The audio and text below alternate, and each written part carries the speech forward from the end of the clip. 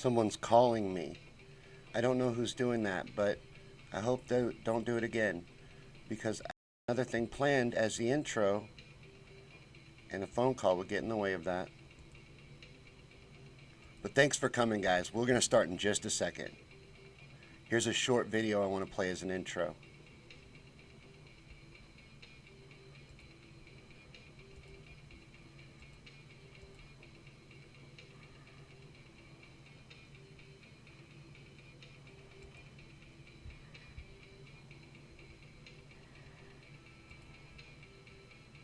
We are in danger.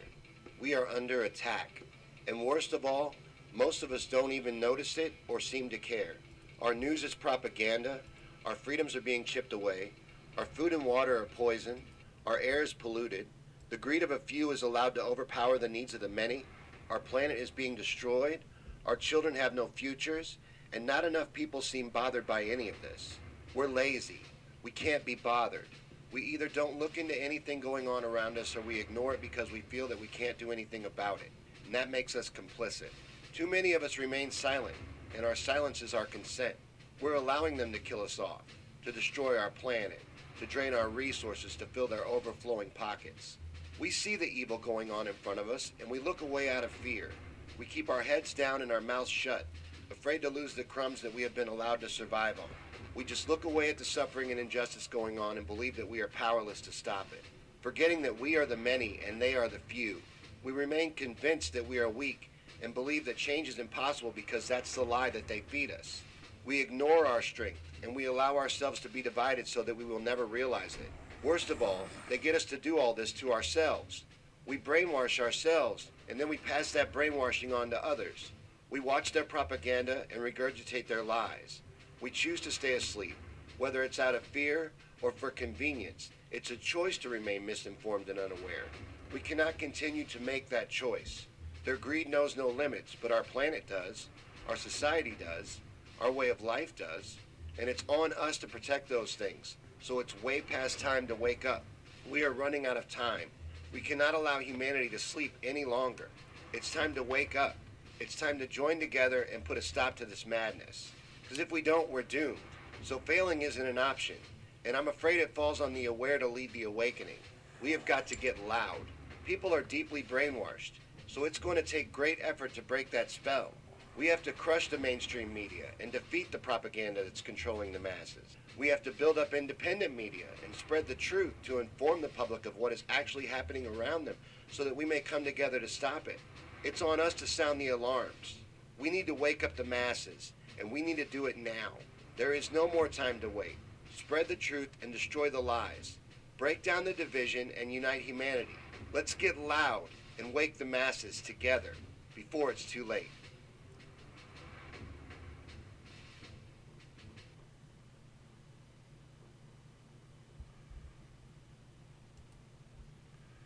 Alright guys, that was the video I wanted to play to start off the show.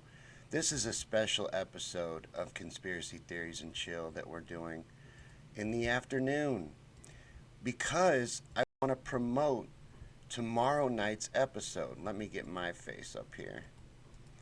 I want to promote tomorrow night's episode of Conspiracy Theories and Chill, which is going to be an interview show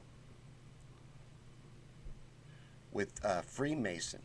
We're going to have a Freemason on tomorrow night. I'm really excited about that. I'm looking forward to it.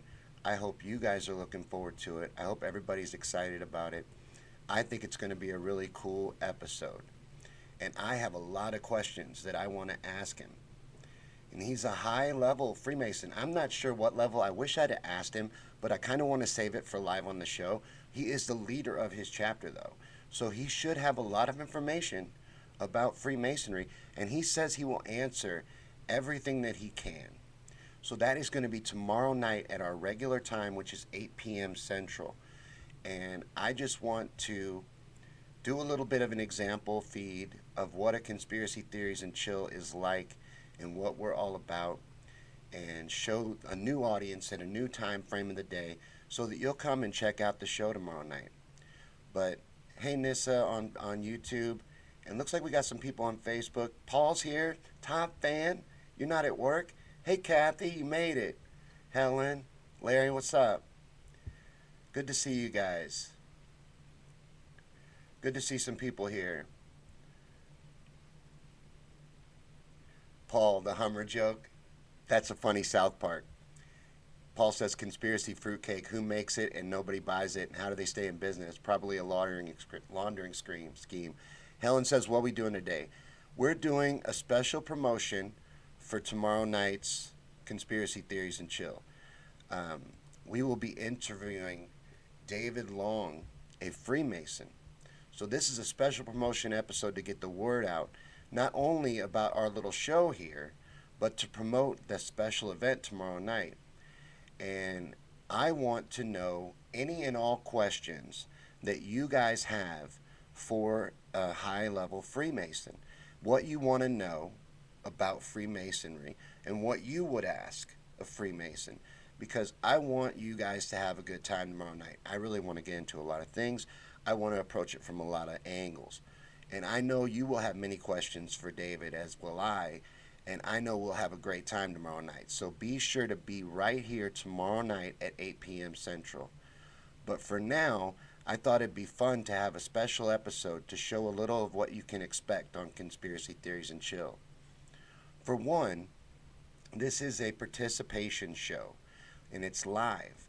I thrive off an active comment section, and the better the comments are, the better the show's going to be. And two, nothing is off limits. I plan to use the internet to the best of my abilities for as long as I can get away with it. And I want to be successful, of course, but not at the expense of the truth.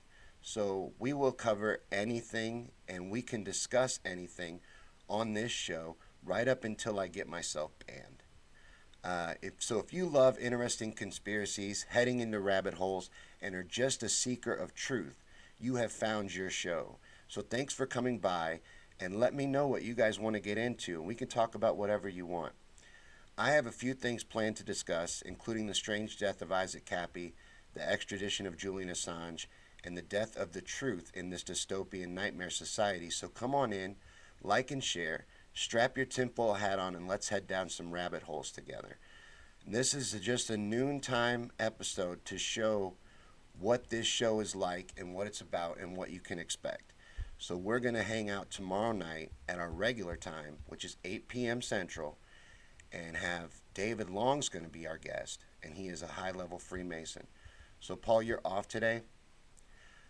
Bernie says, is this a Sanders thing? I've been asking the Bernie bros who do nothing but cuss me out and F-bomb how we will get past the two-thirds of Americans who reject his self-descript any-takers and, of course, now doubling down on praising murderous regimes.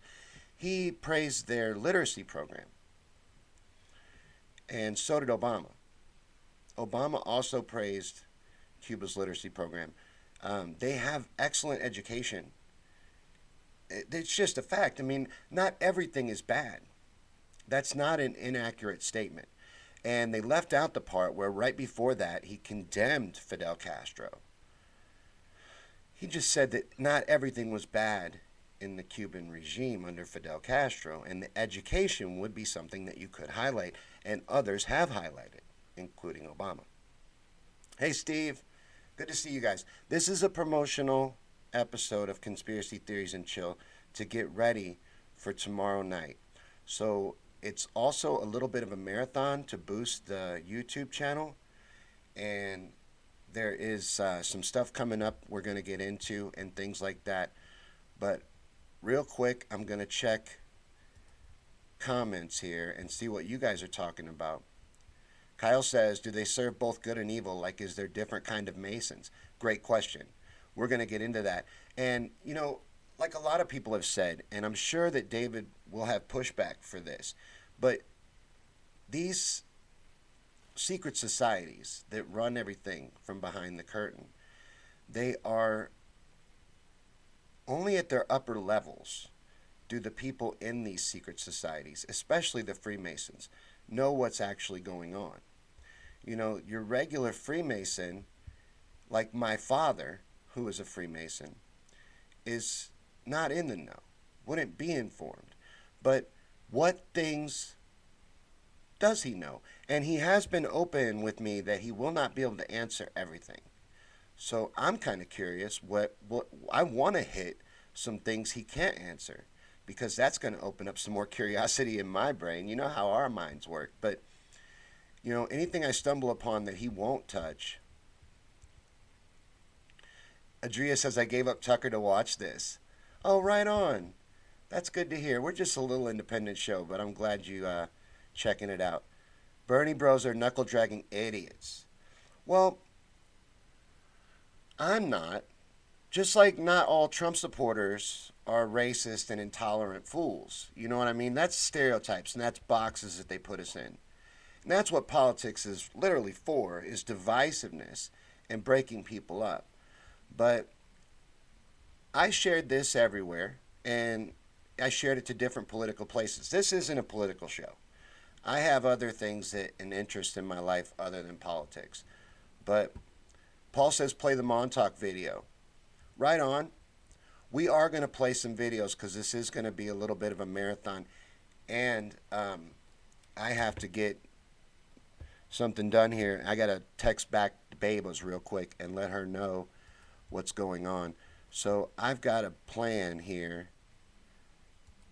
to show some stuff and just do a little bit of an experimental version of conspiracy theories and chill. And the way this show usually works is we play videos that I make for you guys and then we talk. And we had a request just now from our top fan for the Montauk video. So I am going to pull that up and get that ready. And we're going to check that out real quick. That's a short video. And it's going to tie into some stuff that I had planned. Because I wanted to get into Operation Mockingbird. Now, Montauk is part of MK Ultra, as was Operation Mockingbird. They were both offshoots of that. But during the video, which is about a 10-minute video, during the video, comment anything you guys want to get into, anything at all. And I forgot how old it is. This thing is buried in my channel. But anything at all that you want to get into, and anything you would like me to ask the Freemason tomorrow on the interview. We're interviewing a Freemason tomorrow. I must have passed it. And anything he can answer for us, he said he will. So I'm kind of curious. Oh, I realized I was looking in the wrong category. I'm kind of curious as to what he can answer and what he can't. And I wish that I'd asked him what level he was, but that'll be one of the first things that we get into. I know he is the leader of his chapter. I've seen pictures from that he has shared with me. And so he's at least high enough up to be the leader of his chapter. We'll see how much we can get into with him tomorrow, but I should be almost there. I'm going through all the videos on my YouTube channel and finding the Montauk video for Paul. And then I'm going to play this for you guys. And Welcome then back, everybody. Sorry. We'll kick this around. Let me change the studio. But this is a special episode of Conspiracy Theories and Chill, and it's going to be a marathon. So comment. Let me know anything you guys want to talk about. Right now we're going to watch the Montauk video, and then we'll get back to talking about anything you want. Welcome back, everybody, to another episode of Conspiracy Theories and Chill. This week's episode is going to be a continuation of last week's episode, where we began to talk about Project MK Ultra. Like many people, I was already aware of the MK Ultra project, or I thought I was. I went into the research part of that video with a certain expectation of what I would find. But what I did find while researching that video ended up being a lot more than I was able to cover in just one episode. And one of the main rabbit holes that I left out of last week's episode was the Montauk Project. The Montauk Project was an offshoot of MK Ultra. The Montauk Project took place at the Montauk Air Force Base in Montauk, Long Island. Much of the base is housed underground, with only a few structures above ground, one of which is this radar tower that you see here. Today, the area of the Montauk Air Force Base is a national park called Camp Hero. The only thing is, no one's allowed inside. The government claims to have closed down the Montauk Air Force Base after the Monarch Project was ceased, at which time they donated the land above ground to the state to be used for a state park, with the understanding that all of the underground facilities would be off limits. However, once the land was donated to be a state park, it was immediately fenced off because they claimed that the ground was contaminated, so no one is even allowed onto the grounds of Camp Hero. And while what's happened with the land of Camp Hero is strange in itself, radio waves still emanating from within the structures lead some to believe that the underground parts of the base are still in use today. Of course, this is denied by the government. While they admit that the MKUltra projects took place, they claim that they ceased in the late 70s. But when you take into account the horrific nature of the MKUltra project and the fact that it went on for so long, it's much harder to believe the government's version of the accounts of what happened than it is to believe some of the witnesses and victims' testimonies of what actually occurred in facilities like Montauk Air Force Base. And what is alleged to have taken place at the Montauk facility is even more horrific than what we have already discussed with MKUltra. So it's not hard to understand why so much of what went on in these experiments conducted at Montauk Air Force Base is still top secret to this day. The Montauk project handled the more exotic and supernatural parts of the MKUltra project, using research from the Philadelphia experiment, where the military, using Nikola Tesla's research, tried to make a battleship invisible. It's reported that they were successful and the ship did become invisible, but it's also claimed that the ship completely vanished. It's important to note that Tesla's research that the military was using involved creating portals in space-time, and many people believe that that is exactly what happened to the USS Eldridge during the Philadelphia experiment, and that Tesla's technology actually did open a rip in space-time, sending the USS Eldridge through it. The experiments done at the Montauk facility used some of Tesla's same technology and research, but this time the goals were to create mind-controlled psychic soldiers to be used as weapons, as well as experimenting with sending people through time and space. Another focus of study at Montauk was controlling human minds through the use of pulse radio technology and inserting electronic devices into the brain that would release signals to control behavior. Elements of Satanism and the occult played a large part in the experiments as well. As a matter of fact, one of the heads of the facility, General Michael Aquino, was a high priest of the Satanic Church and founder of his own Satanic Church, the Temple of Set. It's even claimed that alien technology and even actual aliens themselves played a part in the experiments. Due to the extreme and experimental nature of the Montauk experiments, the scientists felt that children would be the most resilient and easiest subjects to use. Many children were experimented on in these underground facilities. These children came from many sources. Some were military children whose parents had been promised advancement and money to allow their children to participate. Scientists promised these parents that their children would be improved and made geniuses or super soldiers. But most of the children used in these experiments were obtained through more sinister means, such as underground child trafficking, gathering up orphaned and homeless children, and even sometimes outright kidnapping chosen subjects right off the street. Much of what is referred to in pop culture when it comes to MKUltra is actually referencing the Montauk Project, such as Stephen King's Firestarter, the character River from the Firefly TV show and movie Serenity, and most recently in the new hit Netflix original series Stranger Things. Actually, Stranger Things may be the most influenced by Montauk. Its original title actually was Montauk, and it was originally set in Montauk, Long Island. Before production began on the show, though, the name was changed and so was the location, but the influence of the horrific experiments done at Montauk remained center stage. Stranger Things was a really great show that if you haven't seen it, I recommend you do. I will try not to spoil it. The show centers around the search for a young boy who encounters a mysterious creature and then disappears, and also a strange young girl named Eleven that the boys find while they're searching for their friend who has escaped from a Montauk-like facility. The show does a really great job of exploring areas such as psychic abilities through the character Eleven, as well as focusing on the other strange and supernatural elements of Montauk. As I said earlier in this video, these researchers were playing around with Nikola Tesla's research. Research and theories having to do with ripping open space and time with the purpose of sending mind-controlled children through these portals on different missions or to accomplish a certain task. No official records exist, of course, as to whether they ever successfully accomplished bringing Tesla's theories to life. But when you consider the scope and seriousness of the Montauk research and factor in the CIA's track record with telling the truth, you're left with a whole lot more questions than you are answers. And that's the way the government and the CIA would actually prefer it. But you can find multiple examples of people who claim to have been victims of the Montauk experiments, giving their own accounts of what went on in that underground facility online.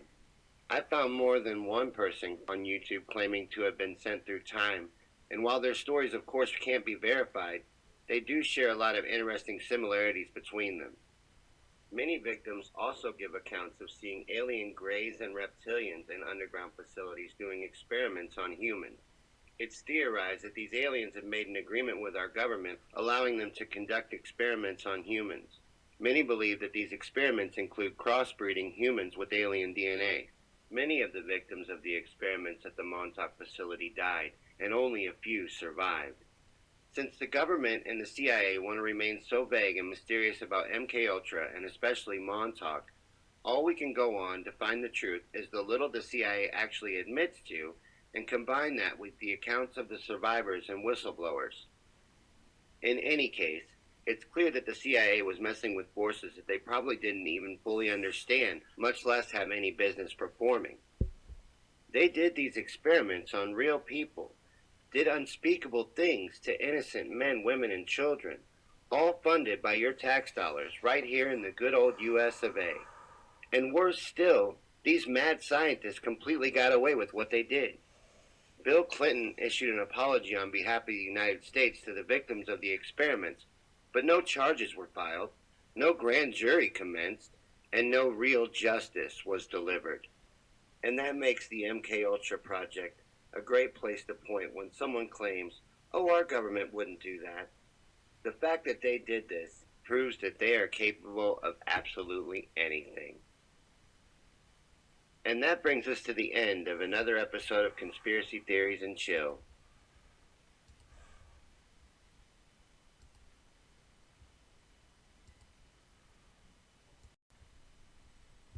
All right, that was that Montauk video. We played that for Paul, but that gives you an idea of what we do on this show. And Helen says the phone ring. I'm back. What time does the debate start? 7 on CBS, Helen says. Right on. Well, we probably won't do a burn tonight then. That's my other show, the Daily Burn. Probably won't do a burn then. We'll probably do a debate wrap up or something like that, or some kind of special episode. But this is Conspiracy Theories and Chill, and we're talking about conspiracies. And Steve says he's been to Cuba several times and even studied Spanish at the University of Havana. Their education system is first class. From ballet to music to medicine, the younger kids all wear uniforms with neckties. Wow, that last part's a little creepy, but I went to Catholic school as a kid.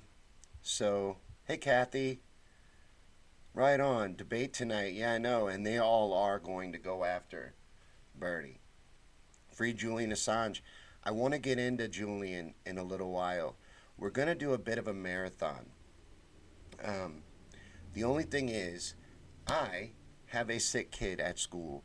I got a call during the video, and I have to go pick him up. So, I am going to play a video. I don't want to end this feed. This is a promotional feed for the episode tomorrow night. Real quick, I want to share this link to both places that the feed is on right now so that you can come to YouTube and check out my YouTube channel. It's me on Things and Stuff, and we have all kinds of conspiracy related shows and things like that that we do on the show. And it is a great show for spreading the truth. So check it out and well, join the page. And so I shared that link. We're going to play another video for you guys because I've got to run up to the school and pick up my son who is sick. So I'm going to play a 9/11 video for you guys that we can talk about when we get back. And we can talk about absolutely anything that you want. But I gotta go right now and pick up my son. So come to the YouTube channel. We're gonna do a marathon of this video, and we're gonna hang out more. I just have to run up to the school real quick. But we're gonna change this set here.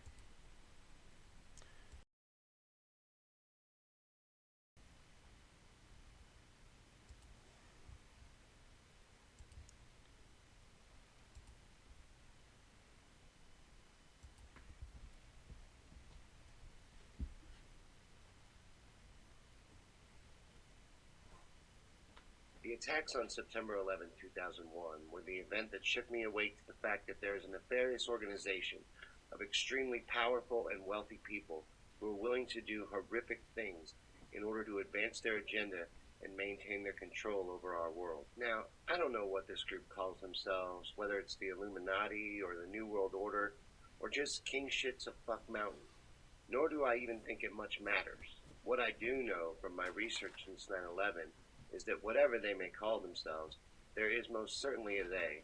They verifiably exist, and they rule over us all, pulling the strings from behind the scenes. That's why I wanted to make a 9/11 video for my channel.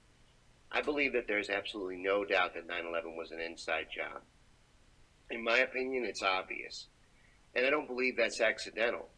I think they wanted it to be. I think deep down you're supposed to know something's wrong with the official story. I think that that's part of it. Yes, it's an uncomfortable and frightening truth realizing what really happened on September 11th. And yes, it can drag you down emotionally if you let it. But it can go the other way too. It can be empowering. You can become stronger from learning and accepting the truth. You can only help to make real change once you're fully aware of what is actually going on around you. And plus, the best way to fight a lie is with the truth. And that's the whole point of my channel. 9/11 wasn't just an attack on American buildings and people's lives. It wasn't just a way to cover up trillions of dollars or lose massive amounts of evidence. I mean, it was all that.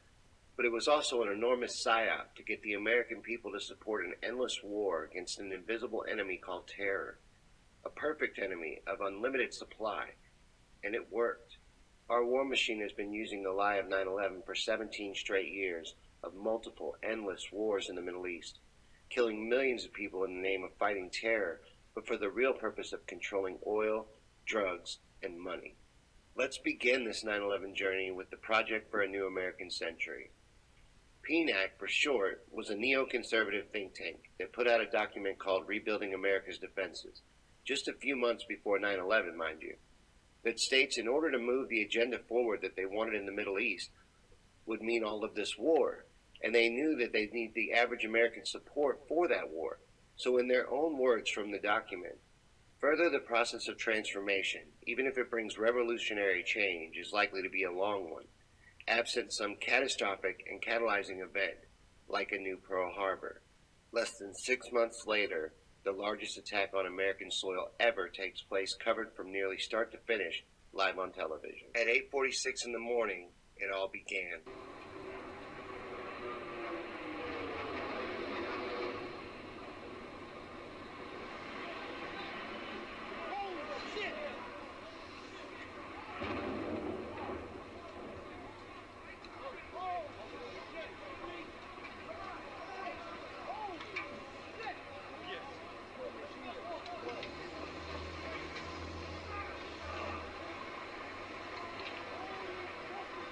Commercial jet, American Airlines Flight 11, slammed into Tower 1 of the World Trade Center between the 93rd and 99th floors.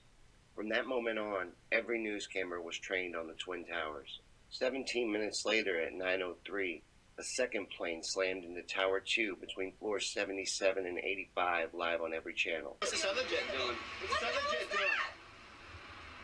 Holy fuck!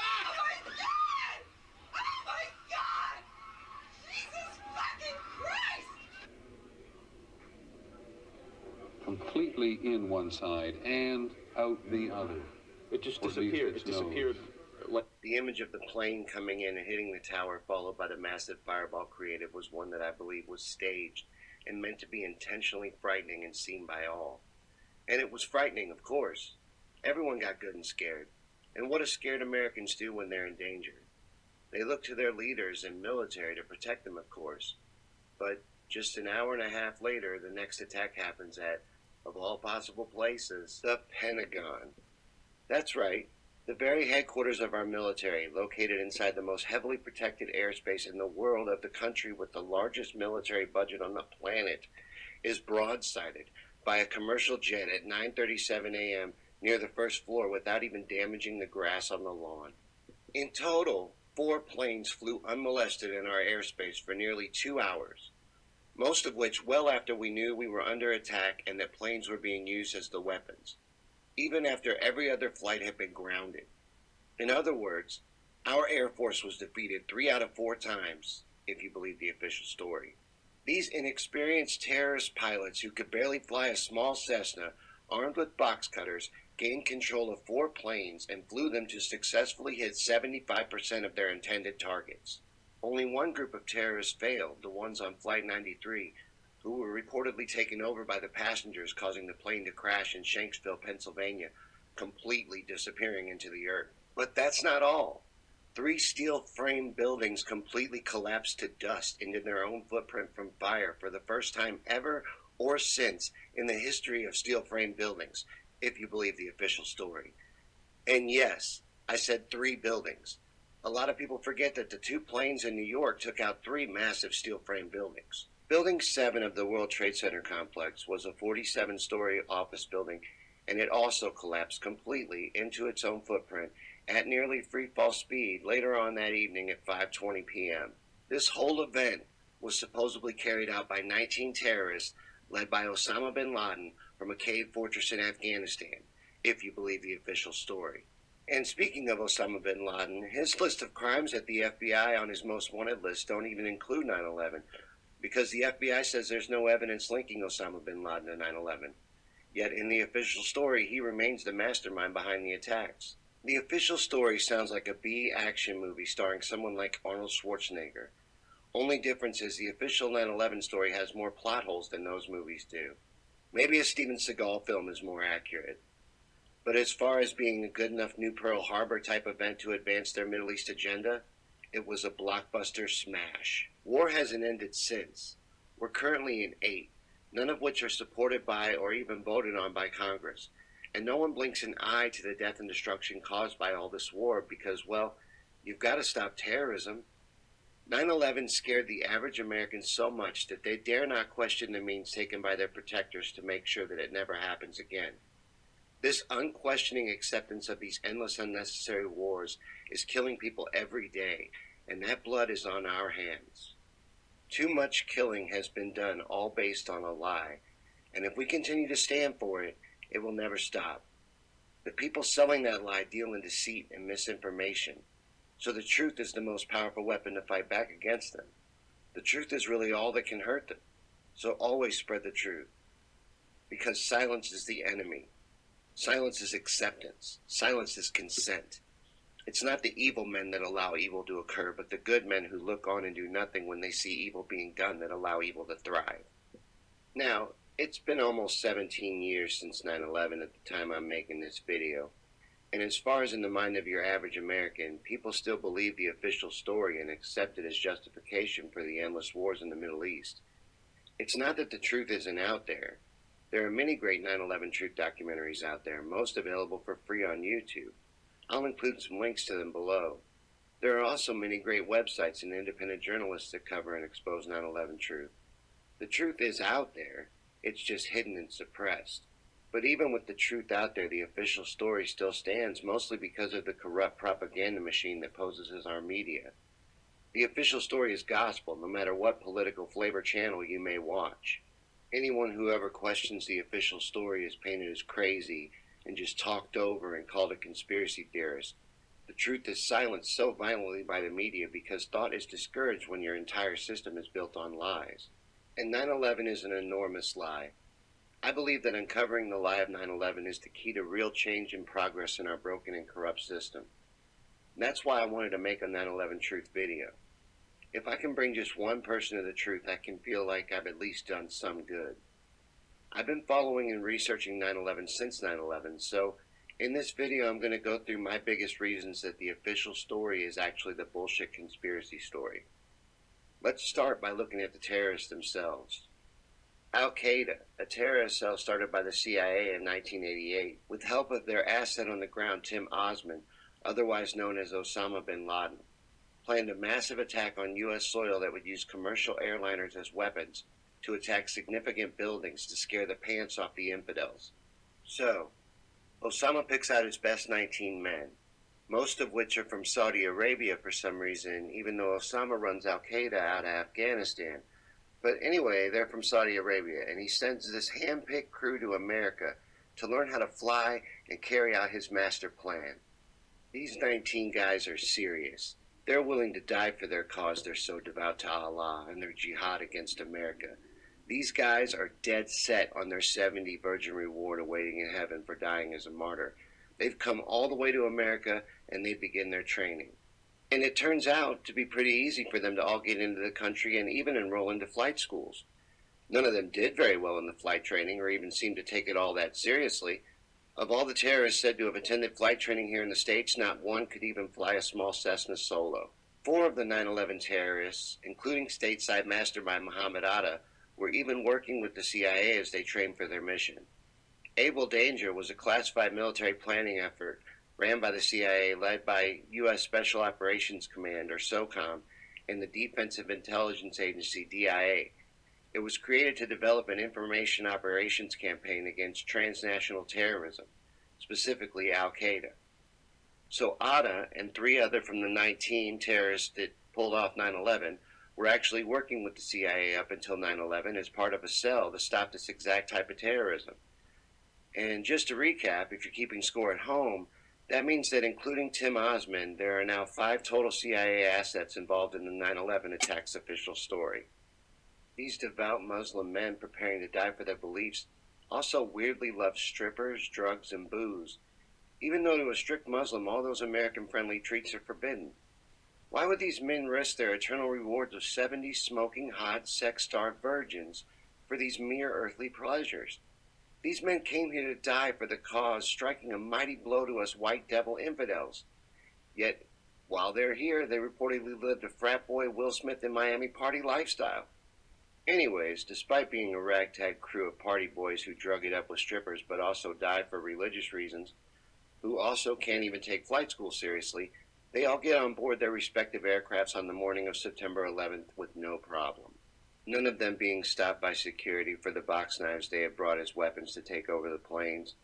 They all just quietly boarded their planes that morning without any trouble at all, and their plan began. All 4 groups gained control of their planes over an hour and 14-minute period. The first plane to be hijacked, Flight 11, was taken over at 8:14 a.m.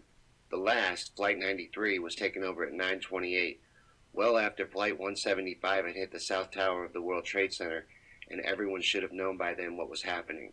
So these 19 guys who trained on playground equipment all get their planes and take them over no problem.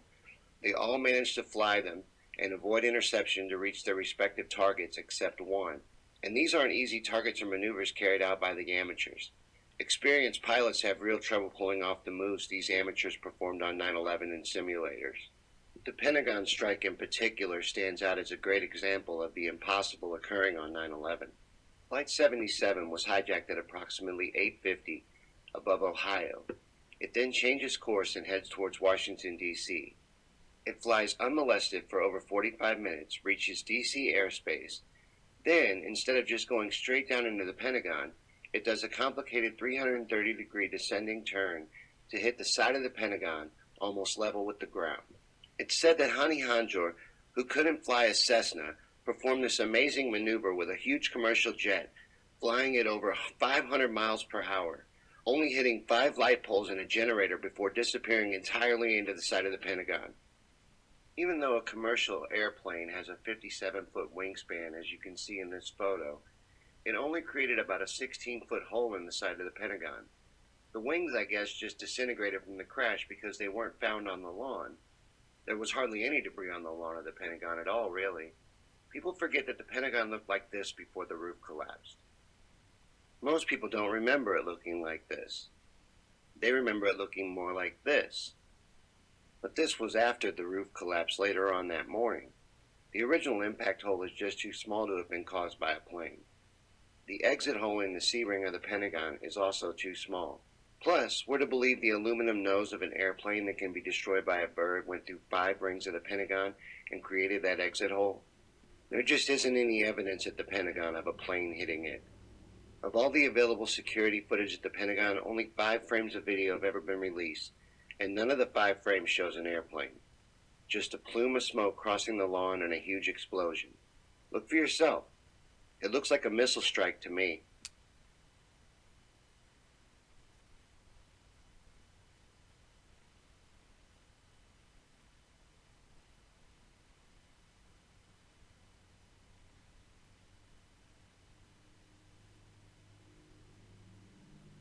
Hundreds of video security tapes with hundreds of angles of the Pentagon were confiscated by the FBI. None of those camera angles show a plane. If so, why not show the public? And those are just the civilian tapes. We're to believe that the Pentagon only has 5 frames of this attack from one bad angle. The Pentagon, one of the most secure buildings that exists on our soil. There's cameras every 3 feet on that roof on every side. I just don't buy it, and I don't know how anyone ever could. Now let's talk a little more about the strikes at the Twin Towers. The Twin Towers of the World Trade Center were both over 1,300 feet tall, and they were 208 feet across. 2 inexperienced amateur pilots accurately struck these towers traveling at speeds over 500 miles per hour, flying just hundreds of feet off the ground through the crowded Manhattan skyline. Neither pilot missed the buildings or hesitated at all, and the planes entered the towers like butter, followed by enormous explosions.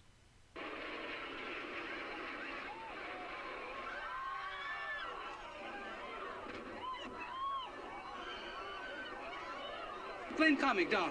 You see? Boom! Oh, man. What's going on? Wow.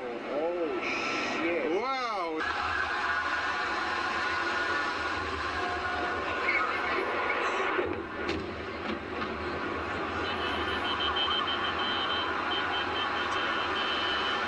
Now, as I've said, experienced pilots can't make a commercial jet in a simulator do these maneuvers.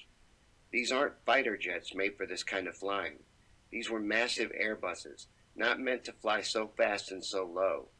But despite how impossible it sounds to pull off flying planes into the side of the Twin Towers, these amateur pilots did it on 9/11, twice. As crazy as just that is to believe, that's just the beginning of the impossible events still to unfold on 9/11. These 2 massive steel skyscrapers, for example, are going to vaporize to dust before our very eyes live on television. For the very first time ever in the history of steel frame buildings, Tower 2 of the World Trade Center collapses completely into its own footprint in just a matter of seconds. 29 minutes later, Tower 1 does the exact same trick of collapsing completely into its own footprint at near freefall speed. And they were gone. Both of them collapsed completely and in the same way, straight down, exploding to dust as it fell, and both at near freefall speed. Now you tell me, does this look like an accidental collapse due to fire damage or a controlled demolition? The entire building has just collapsed as if a demolition team set off. When you see the old demolitions of these old buildings, it folded down on itself and it is not there anymore. That should be it. It Thanks has very much, completely collapsed.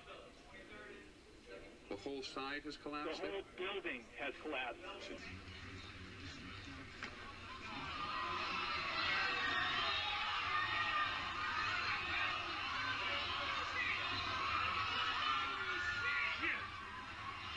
Like it was pounding. Yeah. Sort of.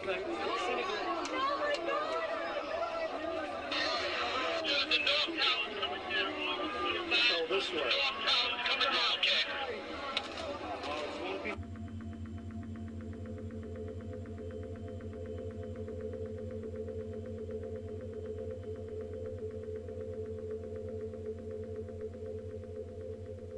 Or how about this one?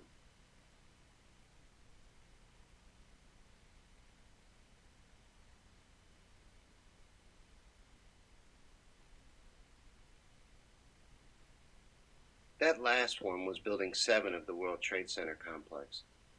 A lot of people forget that a third building collapsed on 9/11, but at 5:20 p.m., Building 7, a 47-story steel frame building located approximately a football field away from the Twin Towers, also collapsed completely into its own footprint.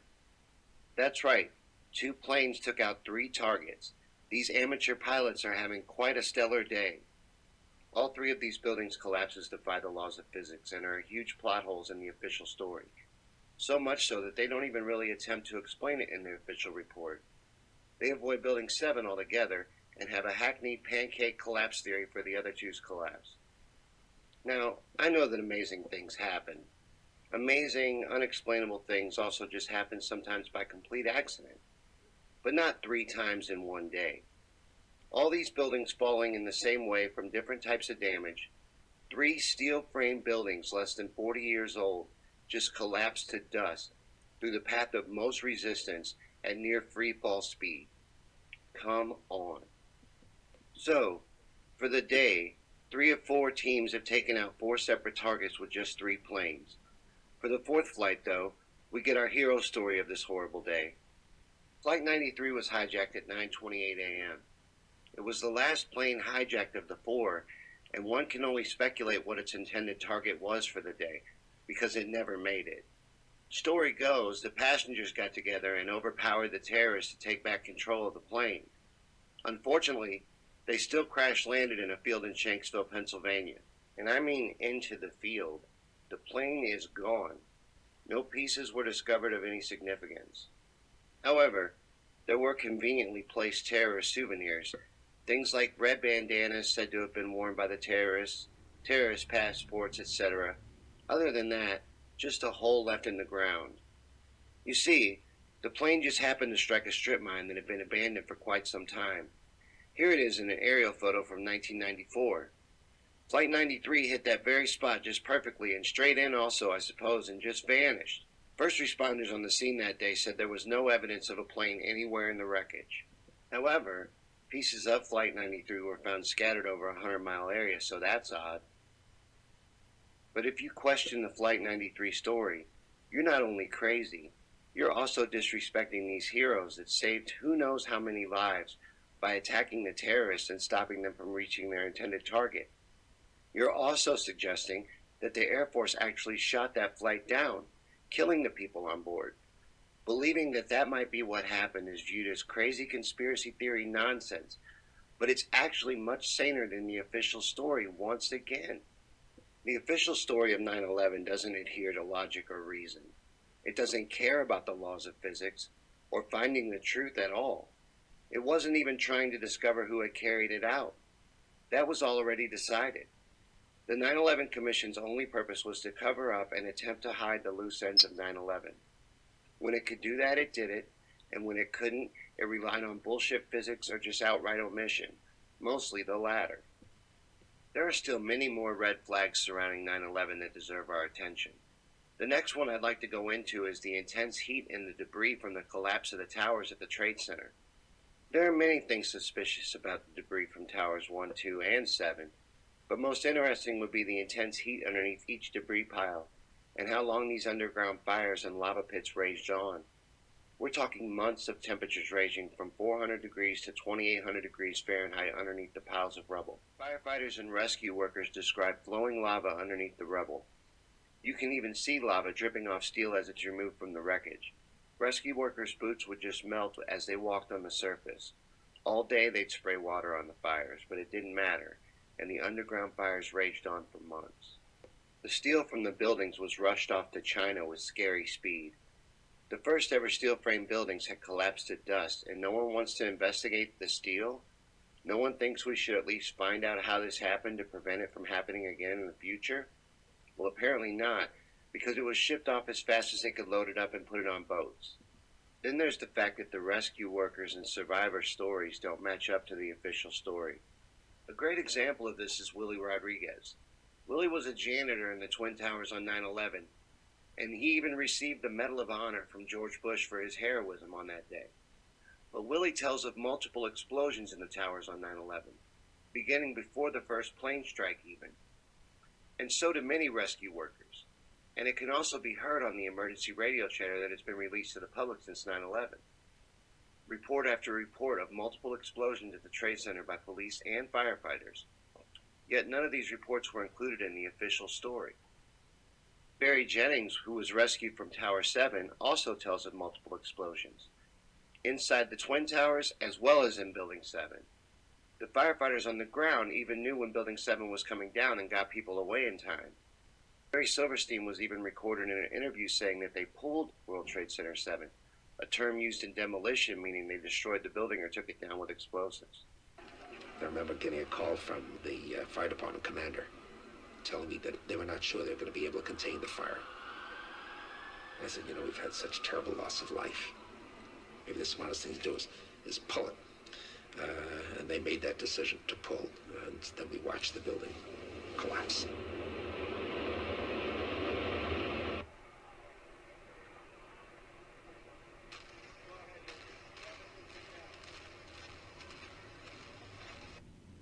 Only Willie was interviewed by the 9/11 Commission. Barry was not, but neither were included in their report. Willie Rodriguez still speaks out about his experiences on 9/11, but Barry died unfortunately from a heart attack not long after being interviewed for the 9/11 documentary Loose Change. So, Barry's story is out there and lives on, but does not match the official version. Jennings maintained in his final interview that he experienced many explosions in Tower 7 before being rescued. So Willie and Barry are two high-profile survivors who both speak of multiple explosions occurring on the day of 9/11 in the Twin Towers and in Building 7. What about some firefighters? We talked about them earlier. Let's hear from some of them. We made it outside. We made it about a block. We made it at least two blocks, and we started running. Floor by floor, it started popping out. It was like, it was if they had detonated. Yeah, As if they detonated, were planning to yeah. take down a building. Boom, boom, boom, boom, boom, boom, boom. All the way down. I was watching it and running. Just ran up West And then you just sort of, this cloud of shit chasing you down. Couldn't Just outrun ran it. up West Street. I could outrun it. So what'd you do? I jumped behind a battalion car, I hit under the car, I was waiting to die. What happened? It was an explosion. It was in the lobby, and then fucking the third explosion, the whole lobby collapsed on us. What was it like? What was it like? Horrible. It's like hell. You don't want to know. The whole building just collapsed on us inside the lobby. Was that a secondary explosion? Yes, it was. That was the... Yeah, definitely secondary explosion. Because we was inside waiting to go upstairs, and on our way upstairs, the whole fucking thing blew. And we just collapsed on everybody inside the lobby. Similar to the first tower coming down, secondary? I don't know about the first one, but I know the second one was terrible. Then there was a third one too after that one. Third explosion after that? Yes, sir. Everybody was inside the building, waiting to go upstairs, and they just let loose. Everything just let loose inside the building. So what you told me is that there was the plane, whatever hit the building, then the secondary explosion. It was like 3 explosions after that. We came in after the fire. We came when the fire was going on already. We was in the staging area inside the building, waiting to go upstairs. And then exploded. The whole lobby collapsed on the lobby inside. And it's just mayhem after that? Just man, everybody tried to make their way out. Just trying to help all the brothers get out. A lot of people trapped inside. I was sitting in the Brooklyn Navy Yard, across from Brooklyn. We watched the first explosion. As we're watching the building, I saw a black, very large airplane fly right into the second building. It came out of the south, right in front of our eyes. Just, it was so surreal, like a movie set. Second and third explosions also, right? We were in the building for the third one. It collapsed. I was on this drive here for the other one. People don't understand. There may be more. Any one of these fucking buildings could blow up. This ain't done yet. This is on top of this. This couldn't be no worse than this. Couldn't be nothing no more worse than this. You're in the building trying to help people, and it's exploding on the inside the building. So I don't think it can get any worse than this. The next thing we must touch on is the massive amount of money made from and hidden on September 11th. Let's begin with Larry Silverstein. Lucky Larry Silverstein owned the lease on the World Trade Center on 9/11. He had only took over the lease 6 weeks before 9/11, signing a 99-year lease on the Trade Center complex for a whopping $3.2 billion. So not only did Lucky Larry avoid death by skipping his daily breakfast at Windows on the World restaurant located in Tower 1 the morning of September 11th, but he also made $4.6 billion in insurance claims on the attack. So 6 weeks into a 99-year commitment, Lucky Larry is already up $1.4 billion. Larry took on a failing skyscraper complex from the city of New York that was hemorrhaging money and needed billions worth of asbestos removed from just because he loved them so much. And instead of taking a massive hit financially, Larry gets a huge insurance payout and gets to build a brand new, up-to-date, paid-off skyscraper that he can design to rent out at maximum rates. Bye-bye, old, out-of-date, asbestos-laden, matchstick-looking shitbox. Hello, brand new, shiny Freedom Tower, or World Trade Center 1, or whatever it's called this week. The day before 9/11, the Pentagon announced it was missing $2.3 trillion. One day later, the office investigating the missing funds at the Pentagon is destroyed, along with all of the evidence. Just another weird coincidence, right? That's a lot of money. We can't afford health care, but we can just lose $2.3 trillion? I guess so, because today that number is well over $21 trillion, and they don't even worry about it explaining it anymore. Building 7 is also interesting because it held the offices of the CIA, the Department of Defense, and the Secret Service, as well as many big banks. It also held the City of New York Center for Emergency Management, a reinforced emergency command structure for the mayor and first responders to use in a crisis that oddly wasn't used on 9/11. There was also a lot of suspicious money made in the stock market that day. An unusual amount of put options, or bets that the stock will fall, were placed on United and American Airlines, the airlines used in the attacks. Millions were made, but no one was held accountable. How could people know that those two airline stocks would fall? Another very odd coincidence on 9/11 is that important people were told in advance not to fly commercial on 9/11. Mayor Willie Brown was among the ones to publicly admit it, but for example, Attorney General John Ashcroft and Secretary of Defense Donald Rumsfeld had switched to private planes in the weeks before 9/11. Why make the expensive switch on taxpayers' dime from public transit to private jets if there's no threat? And who warned Willie Brown not to fly on September 11th? So, I can imagine right about now you're thinking things like, okay, so 9/11 didn't happen the way that they said it did. We get it. So how did it happen then? Who do you think did it? Or maybe something like, wait, Sean, are you saying that Bush did 9/11? Well, let's start with how did it happen. I believe that the CIA and Israel's Mossad carried out the dirty work of 9/11. But really, as far as who did it, I can only speculate based on the available evidence. I can tell you who didn't do it, and that's Osama bin Laden and 19 Al-Qaedas. Now, whether Bush did it or not, he was for sure involved, but he didn't act alone. I think Vice President Dick Cheney played a much larger role than Bush did. But I also think that's true of Bush's whole presidency. Donald Rumsfeld had to be involved as well, but outside of that, it's mostly, I think, the CIA and the Mossad. Now, you probably understand right away, because of the 5 of the terrorists' direct ties to the CIA, why I believe the CIA played a big role. But why Israel's Mossad? Why would Israel be involved in 9/11? Aren't Israel our allies? Our friends? Well, yes and no. We're actually ran by a cabal, and one of its headquarters happens to be Israel. The CIA and Mossad work together quite a bit, but more than tying in through our dirty intelligence agencies, Israel ties into 9/11 in a few more ways as well. Suspiciously, an Israeli art project was happening in the months leading up to September 11th inside the World Trade Center that called their project the B Thing. Now, as you can see in this picture of the students working inside the towers, the boxes that they're standing in front of are also all marked BB-18. What's in those boxes? Well, it turns out it's fuses used in detonation projects. Boxes and boxes of them just stacked up to the ceiling. And these art students from Israel were doing what with these fuses? No one knows, because no one investigated the project. I know that I find it to be a very suspicious project, and I think it warrants an investigation. Why were these guys in the building? Why were they allowed to occupy entire floors of each tower?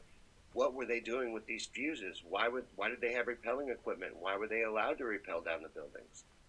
These are all good questions. Unfortunately, no one asked them. Then, incriminatingly tying Israel to 9/11 is the dancing Israelis. You may have heard of this one, actually, because it was reported on the mainstream media, even though the official story ended up being that these men were just Israeli tourists working for a moving company who had heard about the first World Trade Center strike and had rushed to get a better view of the events. The men were first spotted shortly after 8:46 a.m. Yet somehow, just minutes after the first plane strike on the World Trade Center, they were already in a parking lot in the Liberty State Park, taking pictures of the towers and celebrating. They left the scene shortly after being spotted, and at 3:31 p.m., the FBI issued an all-points bulletin advising officers in the greater New York area to be on the lookout for a white 2000 Chevrolet van with Urban Moving System sign on the back. At 3:56 p.m., the van was spotted traveling east on State Route 3 in New Jersey and was pulled over by Officer Scott DiCarlo and Sergeant Dennis Ravelli. Inside, they found 5 men: Sivan Kurtzberg and his brother Paul, Yvonne Schmiel, Auded Elner, and Omar Mamari. According to the police report, Sivan Kurtzberg told Officer DiCarlo, "We are Israeli. We are not your problem. Your problems are our problems. The Palestinians are the problem." Although this narrative of the men being innocent bystanders documenting the event is still trotted out whenever the story of the dancing Israelis comes up in the media, it's clearly a lie. FBI reports confirm that the men were not taking somber pictures of a horrific event. When their 76 pictures were developed, they revealed the men had indeed been celebrating, smiling and hugging each other, in high-fiving. One of the pictures even featured Savan holding a lighter up with the burning tower in the background. And these were no ordinary tourists. Oded Elner had 4,700 stuffed into his sock. They lied to the police about where they'd been that morning, and they were carrying plane tickets for immediate departure to different places around the globe. The FBI confirmed that the 2 of the men had ties to Israeli intelligence and came to suspect that they had indeed been on a mission for the Mossad. And after returning to Israel, Elner claimed on national television that they had been sent there to document the event. What he said was, "And at that point we were taken for another round of questioning, this time related to us allegedly being members of the Mossad. The fact of the matter is we were coming from a country that experiences terror daily. Our purpose was to document the event." How did they know there was going to be an event? And that's how Israel ties into 9/11, in my opinion. No matter who's responsible, the entire 9/11 event deserves a real investigation. Thousands died on that day, and millions have died since, all based on a lie. If it ever got a real investigation, and the truth of 9/11 was finally exposed, it would unravel this corrupt system and shake the powers that be, whatever they may call themselves, to their very core. This is where you come in. Now you may be asking, well, what can I do? I'm just one person. Well, what you can do is share this video. That's doing a lot. Spread the truth, because when you spread knowledge, everyone might not listen to you at first, but you're planting seeds, and those seeds grow, and soon knowledge begins to spread. And when enough of us are sharing and spreading the truth, we'll eventually reach a tipping point and begin to rid the world of the satanic cabal's hold over our world and end their crippling greed. We're going to have to rise up and eat the rich, otherwise their greed will consume us all. It's ours to take back. And the alternative? Silence? Well, silence is consent. Do you consent to the way things are going in our world? Do you consent to the evil and injustice which surrounds you? I don't. Only the truth can tear down the lie. So if you've enjoyed this video, please share it. And check out the other great documentaries about 9/11 that I'm going to link below, and share those too. Alright guys, that was the video I played while I went and picked him up from school. Let me switch the set back here, and we're going to get back into our conversation. Hopefully we still have a group here. This is a special episode of Conspiracy Theories and Chill. We are promoting our special guest tomorrow night on the regular show at 8 p.m. Central. We are having a Freemason on.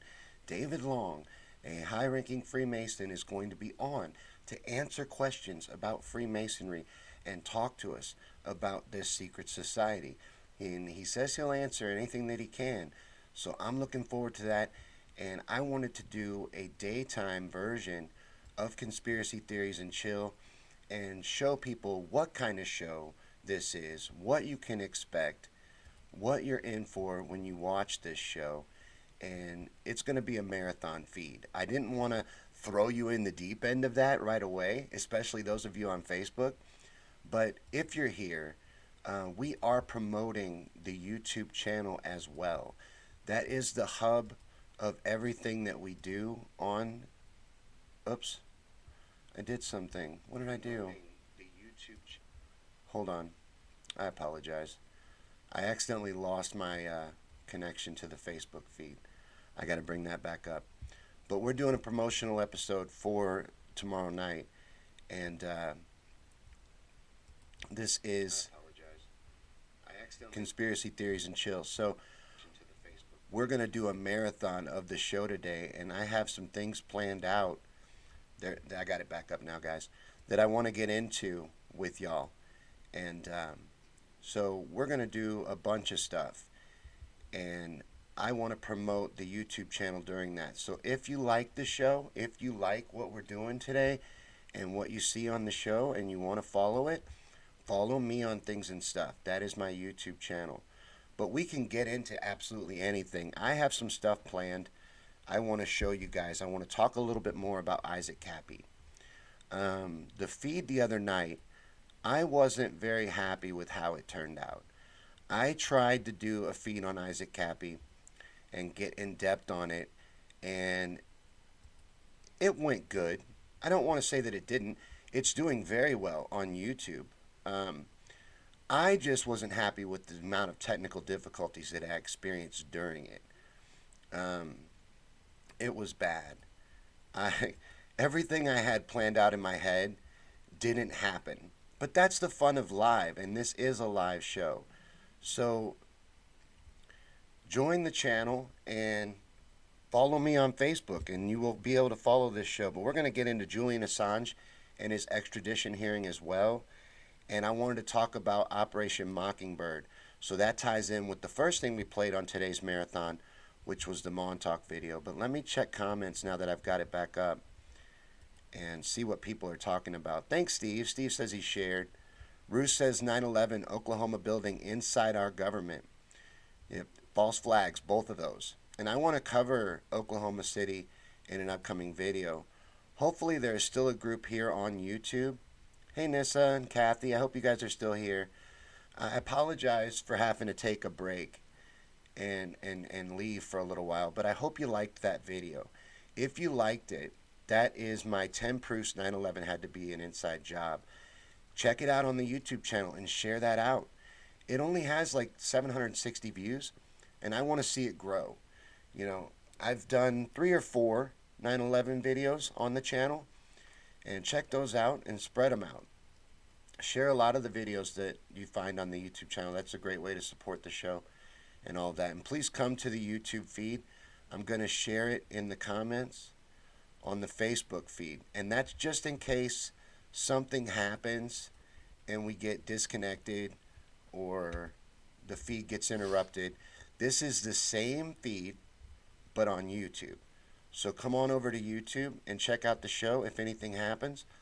Bob says, keep up the good work, Sean. Thank you. I appreciate that.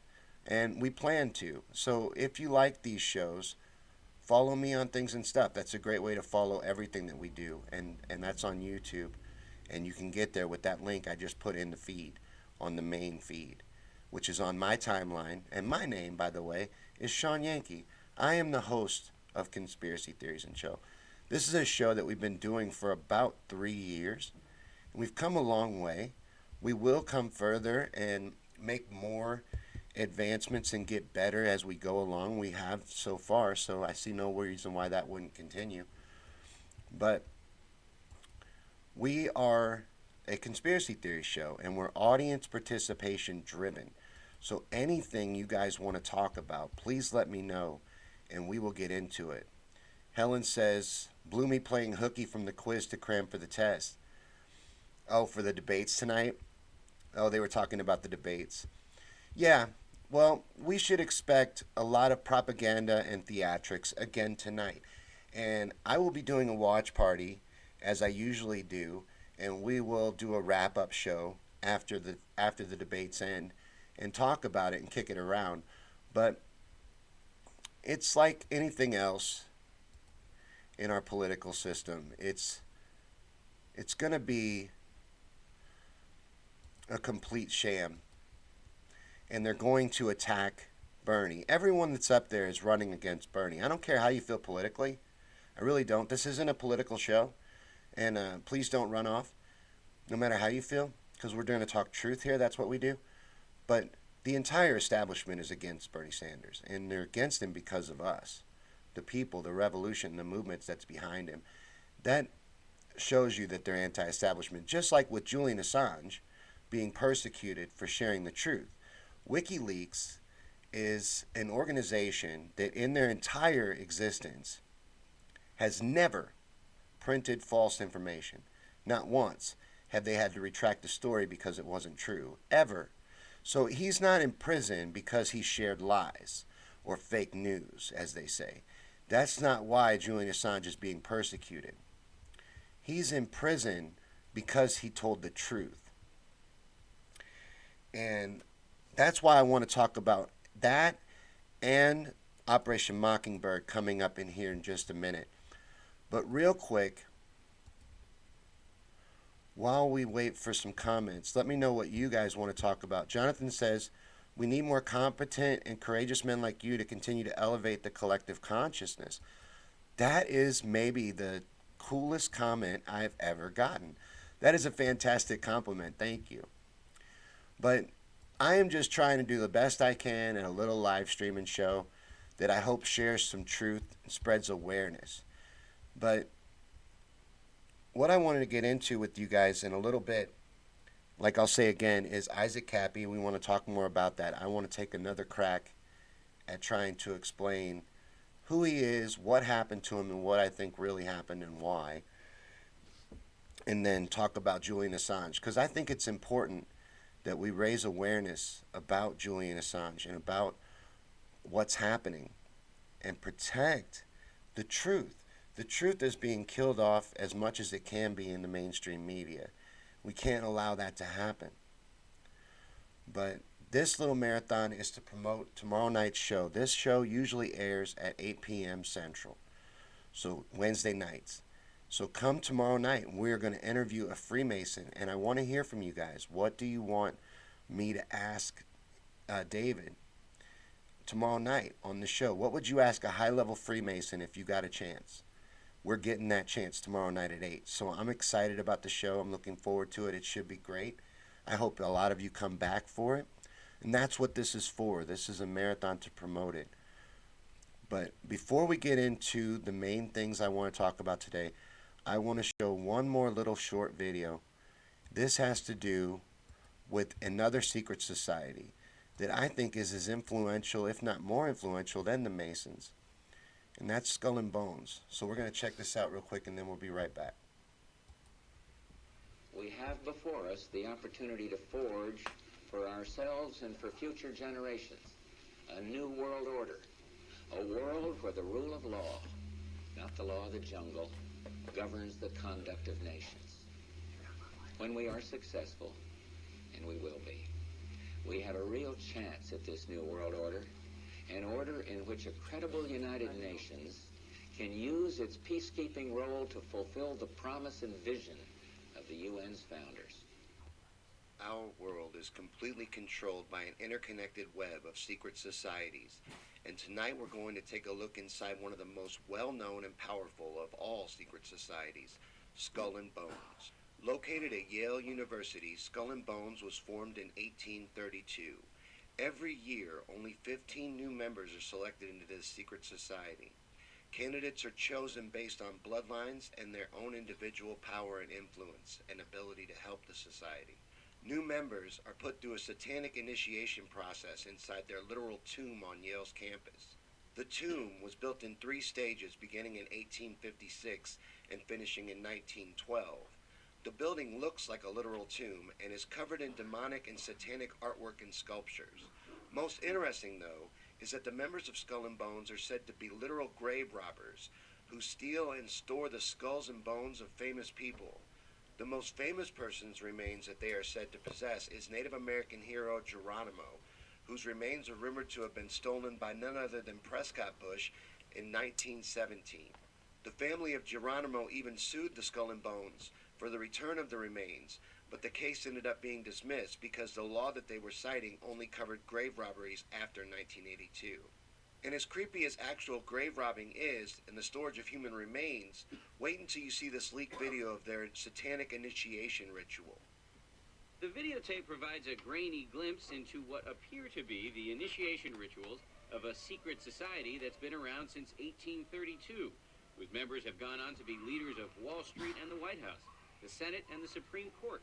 They're sort of trying to scare the initiates, make them, disorient them, frighten them. New York Observer investigative reporter Ron Rosenbaum accompanied a team of Yale students who shot these pictures 9 days ago. Rosenbaum's curiosity about Skull and Bones was permanently piqued when, as a classmate of George W. Bush, he lived right next to the Tomb, the group's heavily fortified home. From their perch, Rosenbaum and his cohorts taped the Tomb's courtyard. What they captured, they say, was initiates, known as neophytes, being forced to kiss a skull, then members performing a mock killing. It may look like your average fraternity nonsense, but Rosenbaum says it's not. Even though it may seem silly to us, it seems to mean something to them, and you can't argue with the success of Skull and Bones. True. Famous alums include senators John Kerry and John Chafee, to name two, cabinet secretaries such as Averell Harriman, and 3 presidents, William Taft, George Bush, and George W. Bush, who's been reluctant to talk about Skull and Bones. Does it still exist? The thing is so secret, I'm not even sure it still exists. Another part of the Skull and Bones initiation is to make members lay naked in a coffin and masturbate while confessing their deepest, darkest sexual secrets, while the other members watch on surrounding them. And this is all to form a lifelong bond of brotherhood and loyalty among the members of Skull and Bones. They swear to help each other throughout life, placing each other in places of high power. For instance, in just their 187 years of existence, they have had only 2,800 members, but have acquired impressive statistics. Keep in mind that not all members of Skull and Bones are even known, and since 1982, no list has been published at all of Skull and Bones members. But just from what is known, we have 3 known Bonesmen as U.S. presidents: William H. Taft, George H.W. Bush, and his son George W. Bush. We have 5 Bonesmen that made it to the Supreme Court as justices. We have the first chair of the Criminal Federal Reserve Bank was a known Bonesman. Dozens of U.S. senators and congressmen are also tied to Skull and Bones. Another fun Skull and Bones fact is that in the 2004 presidential election, we actually had 2 Bonesmen running against each other in the same race. John Kerry and George W. Bush were both members of Skull and Bones.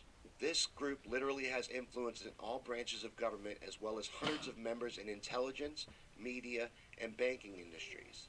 That is a great deal of power for any one organization, and Skull and Bones is just one of the hundreds of known secret societies that make up the web of elite power that rules over us all.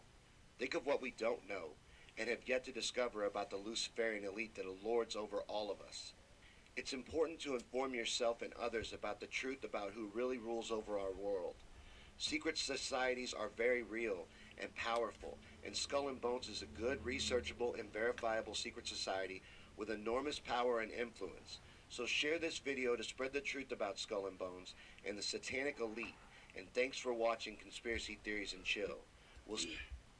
Alright, that was the Skull and Bones video, but I hope while the video played you guys thought of some questions. The other purpose of this feed is to promote the interview tomorrow with David, the Freemason. What do you want me to ask a Freemason? I want to hear from you guys. I'm researching today after this for the interview tomorrow with David, and I want to hear what kind of stuff you would like me to ask a Freemason. Jeff says, Bilderberg meeting coming up in June. I hear Conspiracy Theories and Chill is on their agenda. Great content has come so far. Thank you, man. I appreciate you coming. Looks like we got a few people here. Please comment, take part, and let me know what you want to talk about. Jonathan says, I've always supported real independent people that are not afraid to speak out and explain the truth as they perceive it. Thank you, Jonathan. Jeff says, Carrie is the epitome of Skull and Bones. Yes. And that in that election there were two bonesmen running against each other, George W. Bush and John Kerry. No matter what happened in that election, there would be a bonesman as president. They share a brotherhood. They protect each other throughout their entire lives. And it's not the only one of these organizations. But they hide in the upper levels of these secret societies, these people that run the world from behind the scenes. And that's the sad reality of it. But let me get into what we wanted to talk about. I want to show a couple samples of what a conspiracy theories and chill is like. So I'm going to switch the set again so that we can look at things together. There's some stuff I wanted to show you guys. But this is the YouTube channel, Me on Things and Stuff. Come to YouTube and subscribe. That's a great way to follow these shows and to check out all the videos that we've made. But Operation Mockingbird is where I think I want to start. So I wanted to bring that up earlier when we played the Montauk video and when I had to leave. Mockingbird is a real operation where the CIA influenced and infiltrated the media in the 1950s. This is declassified and known. Every level of the media, the newspaper articles, writers, journalists, reporters, executives of the media was infiltrated by the CIA to control the agenda and the narrative. And their express purpose when they did this was to make sure that everything that the average person believed was false. That everything that you believe isn't true. So it's been 60 years. Now, of course, they claim that this stopped. They claim that Operation Mockingbird ceased. They don't do that anymore, of course, right? But I say that it never stopped, and there's no reason to believe that it ever stopped. Once the CIA infiltrated and took over the media, there would be no reason for them to relinquish that control. The amount of power over the narrative that gives them to control everything written and everything said on every major network and to steer it however they want is too enormous for them to ever give up. I can't imagine that would have ever ceased. Just like a lot of other projects the CIA is involved in, I'm sure still continue to this day, like MK Ultra, which Mockingbird stemmed off of. A lot of these things, like with the infiltration of the media, with all these experimentations into Tesla's research and the mind control stuff, that all stems from the same thing.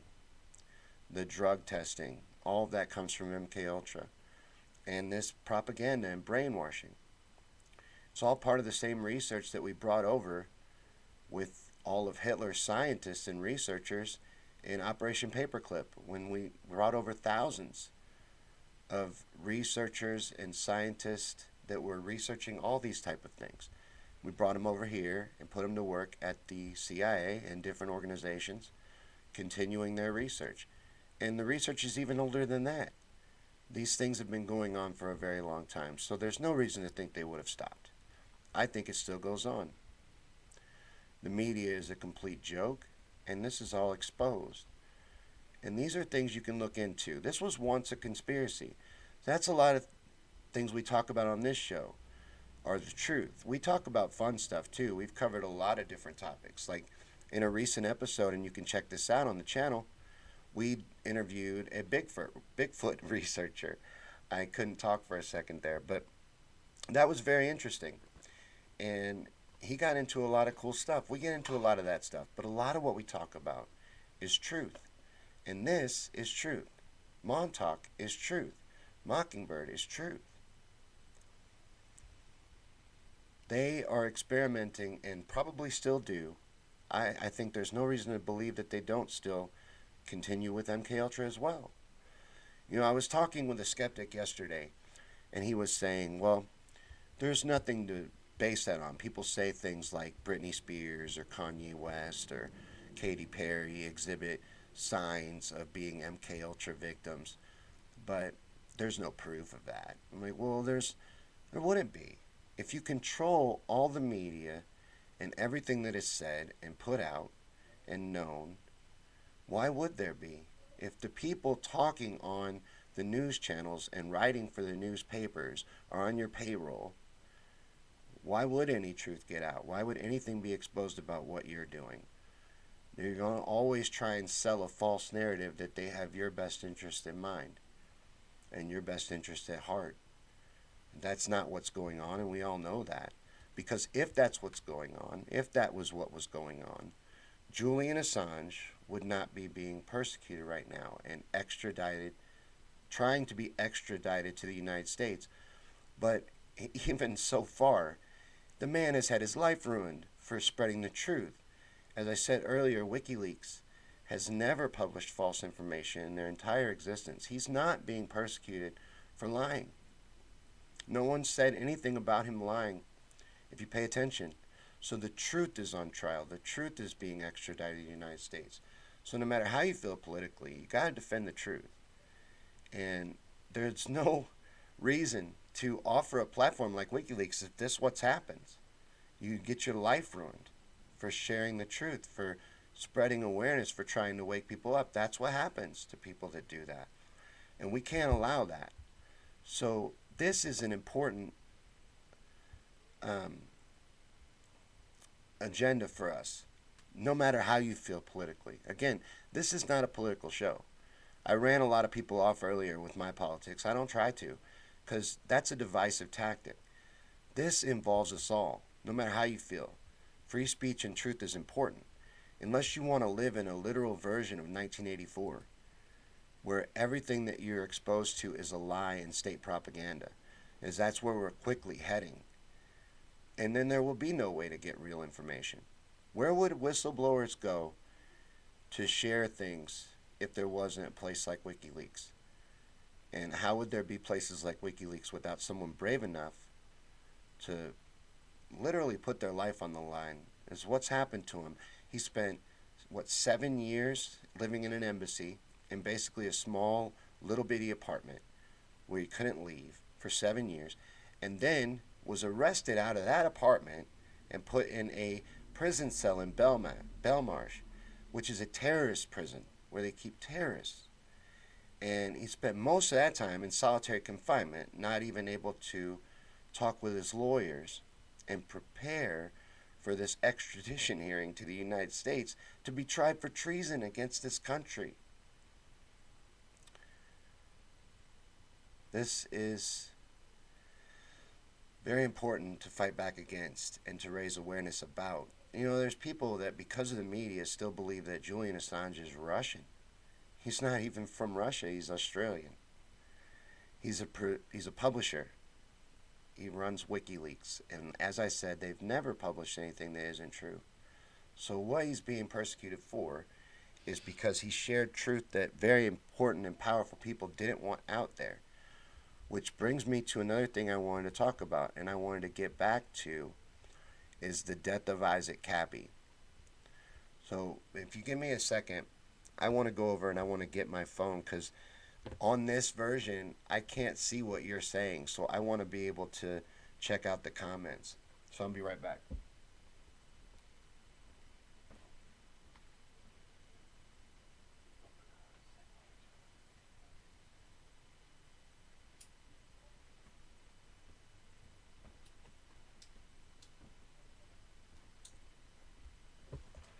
All right, Isaac Kappy. We tried to do a feed the other night about the death of Isaac Kappy. Isaac Kappy is an actor, and he wasn't super well known. He was in a lot of things, though. He was in Thor, he was in Breaking Bad, he was in Terminator Salvation. He has, it says here in the article, I gotta find it, his IMDb credits, but I don't remember where it is. But he has a list of IMDb credits. Look him up. You'll know him when you see him. And the important thing is, though, he was sharing truth about the pedophile network in Hollywood. And it's bigger than just Hollywood. The pedophile network runs through the elite, the Luciferian elite that lord over us. This is real. This is happening right now, and looking away from it or ignoring it is allowing it to continue. So he was coming out and speaking out against the pedophilia in Hollywood, and then all of a sudden, he jumps off a bridge on Route 66 and dies. There's a lot of strange things that happen around this that we got to mention.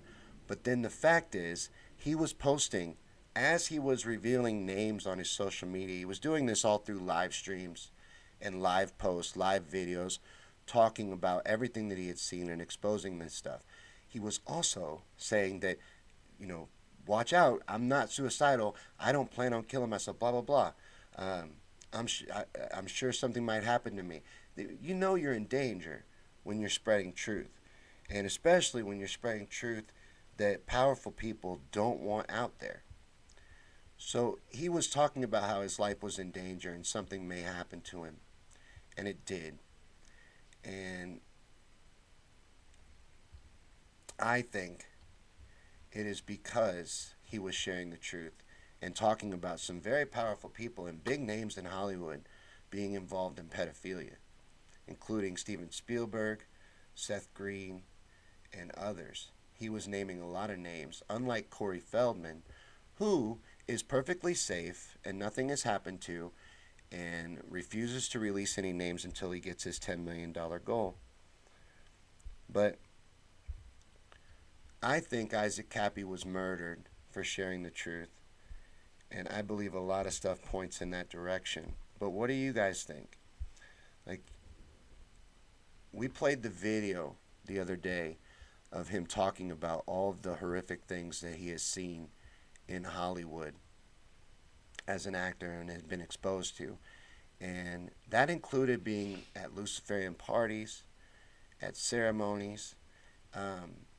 He even implied that there's a hidden room at Seth Green's house behind a bookshelf, like a James Bond room, and that Seth joked, that's where we keep the children. Man, cute joke, you know what I mean? Unless you're in a Luciferian cult, then it's not so cute. And it don't sound like a joke no more either. It seems like it might be real, and that you might be serious. And Isaac obviously thought maybe he would be, and was into that stuff, and he was afraid. And he started speaking out against it. And next thing you know, he is suicided. And I don't want that to be unexposed. I want people to know that this man died for spreading the truth, for the same thing that this man is in prison for, Julian Assange, spreading the truth. There is a pedophile ring going on in Hollywood. There is a pedophile ring in the elite. It's rampant. And ignoring it allows it to continue. Let me see here. I'm going to switch back to this. But this is a feed. This is a promotional feed for tomorrow night. Tomorrow night at our regular time, 8 p.m. Central, we're going to be interviewing a Freemason, David Long. And I want to hear what you'd like us to talk about, what you want us to get into, and all of that. And this is also a promotional feed for the YouTube channel. So I'm going to share the link on Facebook one more time to this very same stream on YouTube. And come on over and hang out with us. And if you're here on YouTube, please take part in the show. The better the comment section is, the more the show will go on, the longer the show will go on, and the better the show will be. I thrive off active comment section. Ethan says Corey movie comes out in March. Have they announced the release date? My God, look at that. We'll have to tune in and see who Corey names in his movie. But let's see. But go ahead on YouTube if you're here. We got a few here on YouTube. Comment. Tell me what conspiracies you want to get into. We're going to do a marathon. And it's probably going to go a little longer on YouTube than it goes on Facebook. We'll see. Depending on turnout and how it goes. But we're going to go for a while. I think Facebook's limit is 8 hours. I don't know how long we're going to go for. But this is a promotional feed to promote Conspiracy Theories and Chill. My baby. This is my favorite of my shows. And the regular time for this show is Wednesday nights, 8 p.m. Central on my timeline. But real quick, we're going to play another video just for a minute. This is like a 12-minute video on Mandela effects. It's not even 12 minutes, it's like 7 minutes on Mandela effects, because I want to get into talking about some of that, and I want to talk about CERN, and we can get into anything else you like. Let me know what's on your mind and what stuff you'd like to hear about. And I want to hear what you think about Isaac Cappy. I want to hear what you think about Julian Assange and the CIA. Talk about that stuff during the show, during this video in the comments, and we'll get into all of it after this video. But this is Conspiracy Theories and Chill, and we're just hanging out, having a good time, watching some videos. Let me change the screen. We're going to play the next one. And like I said, this is on Mandela effects.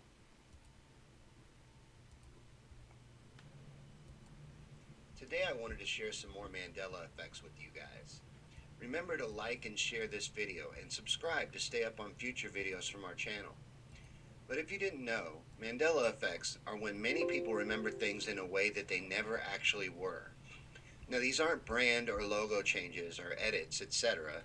These memories are of things that never were, at least not in this reality. The examples of the Mandela effect that I picked out for you today has at least a few on it that were brand new to me, and I'm really excited to share them with you guys, so let's get started. Now, right off the bat, let's get this out of the way because this one makes my eyes angry just looking at it. Etch-a-Sketch. I remember these things, and I'm sure you do too. These are still very popular toys, but as I'm looking back on this piece of childhood history, something strikes me as very wrong. The dashes are gone. It used to be, I would swear to it, etch-a-sketch. But now, well, just look. No dashes. I know those dashes were there before. I'm sure of it, but let me know how you remember it, because this makes a lot of missing dashes from logos. If you follow Mandela's, you know that. My favorite is the Kit Kat missing dash. That definitely used to be there. I know that that was there. But this is another case of missing dashes, so let me know what you think about it. The next one has to do with a classic 80s cult hit movie, They Live, and it has to do with the title of the movie. And this is another case of missing punctuation. I and many others remember the title of this film being They Live! But not anymore or ever according to this timeline, because look, the exclamation point is gone now. Everywhere. I couldn't find it anywhere anymore on official merchandise. The next one that I'm going to go over with you guys is a spelling one. It has to do with the laundry additive OxyClean. How do you remember the Oxy and OxyClean being spelled? Now, I remember when Billy Mays pushed this stuff, and I remember it being OXY. But I and many others are apparently wrong because it's OXI. They say it was never spelled OXY at all. Another spelling one, and this one has to do with a famous historical figure, Tesla. Now, how was Tesla's first name spelled? This one surprised me because I'm a big fan of Tesla's work, and I was among those saying his first name wrong. It's Nikola. I and many others had added an I on the end. I thought it was Nikolai Tesla. But no, it's Nikola Tesla apparently. Well, it always has been. Now for another history one. Remember the famous Tiananmen tank boy that stood up to the tanks in the famous picture? Do you remember what happened to him after the picture was taken? Many people, myself included, thought that they ran him down. But no.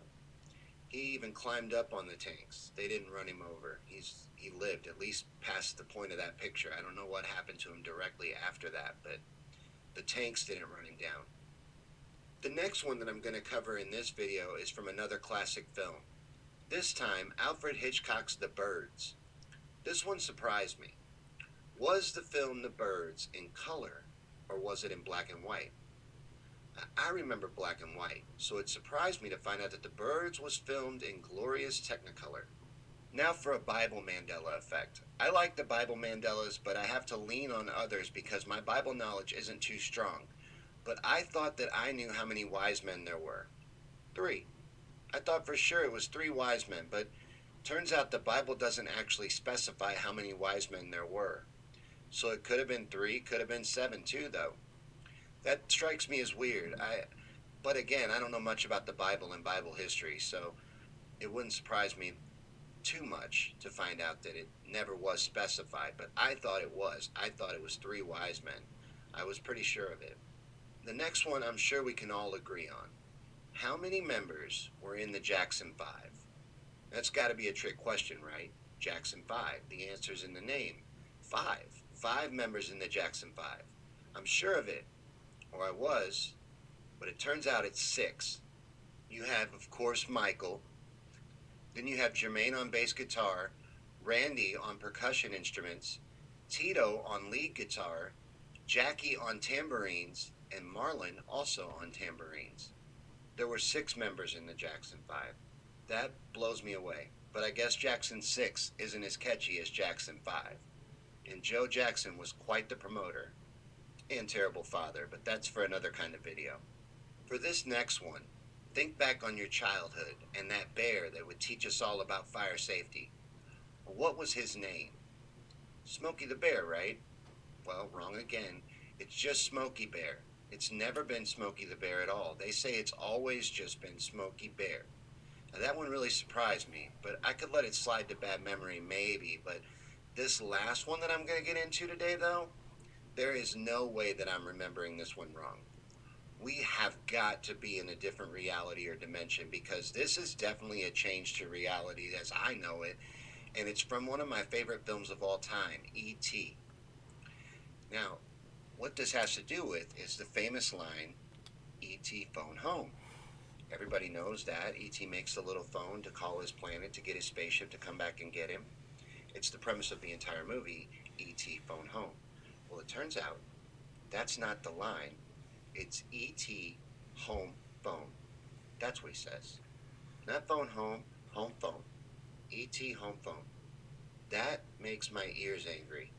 Even now, as I'm saying it, recording this video, I know it was phone home. I know for a fact it was E.T. phone home. I would swear to it on a stack of Bibles, but let me know what you think in the comments below, and let me know what you think of the Mandelas we covered today, or some that you think we may have missed that we need to hit in a future video. Alright guys, that was a Mandela video I wanted to show really quick. This is a sample version of Conspiracy Theories and Chill. We are showing you what Conspiracy Theories and Chill is like, to promote tomorrow night's episode with David. We have a Freemason on. David Long is a Freemason who leads his chapter. He's a high-level Freemason, and he's going to come on and talk to us about anything to do with Freemasonry that he can. He said there is things he won't be able to talk about, but hopefully we can get into a lot of stuff and we can ask a lot of questions. And I think it'll be interesting to see what we stump him on. But let me see what's going on in the comments and what you guys are talking about. We can get into absolutely anything, but let me know what you want to talk about and what you want to get into. So we've talked about a few things. We talked a little bit about Isaac Cappy.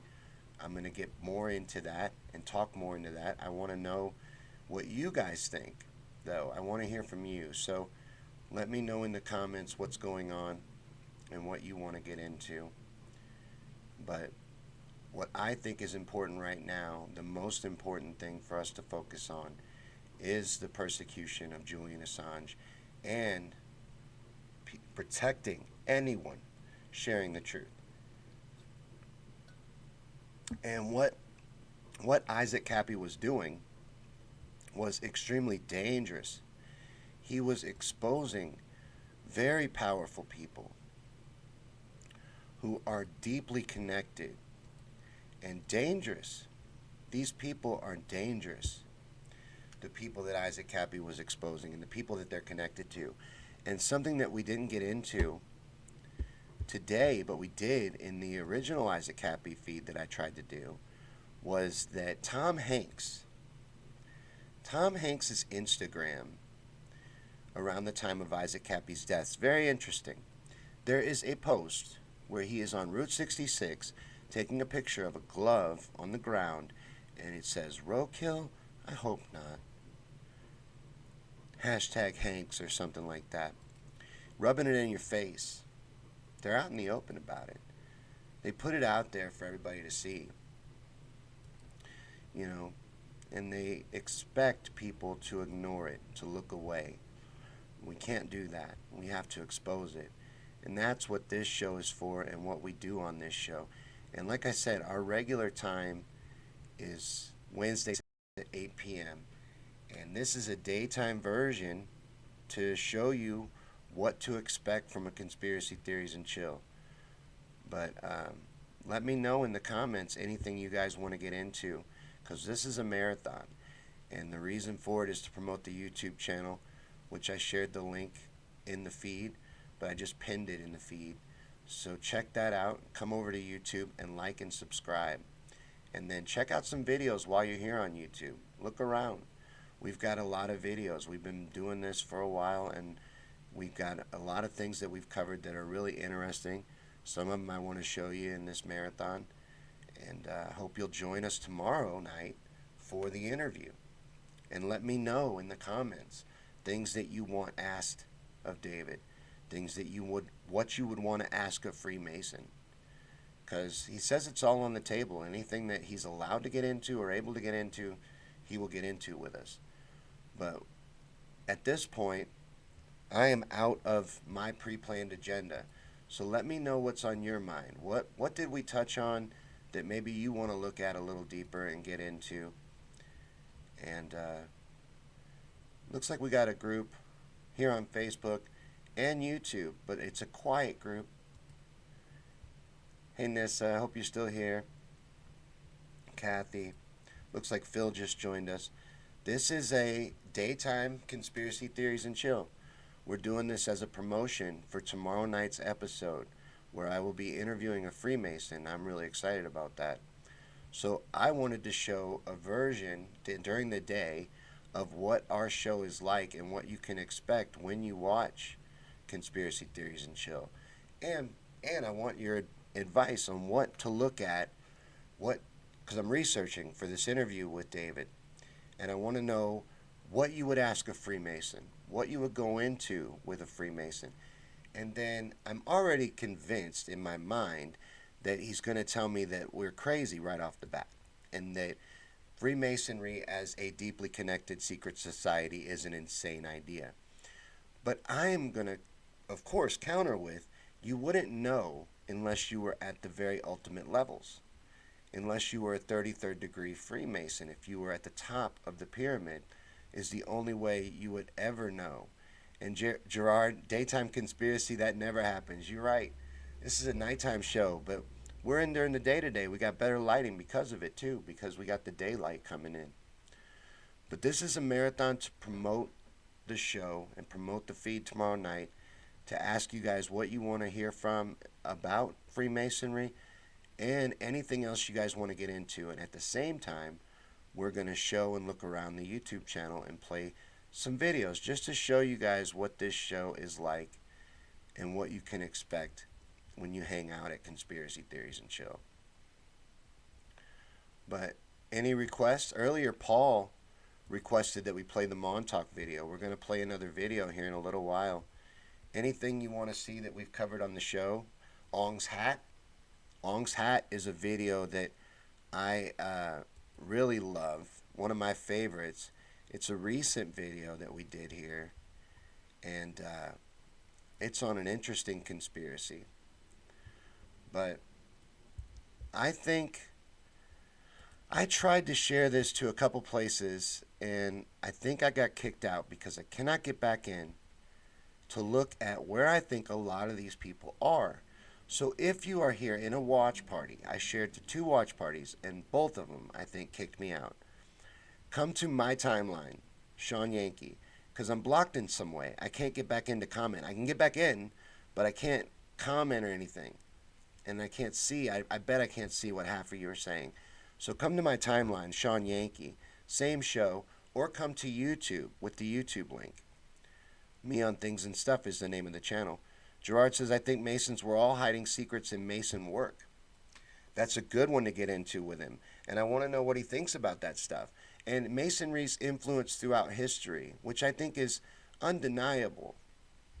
You know, it is undeniable that all of the major players in our country's inception were Freemasons, high level Freemasons. And think of how many presidents, how many people, and then you could counter that with, well, the Freemasons are a very popular organization.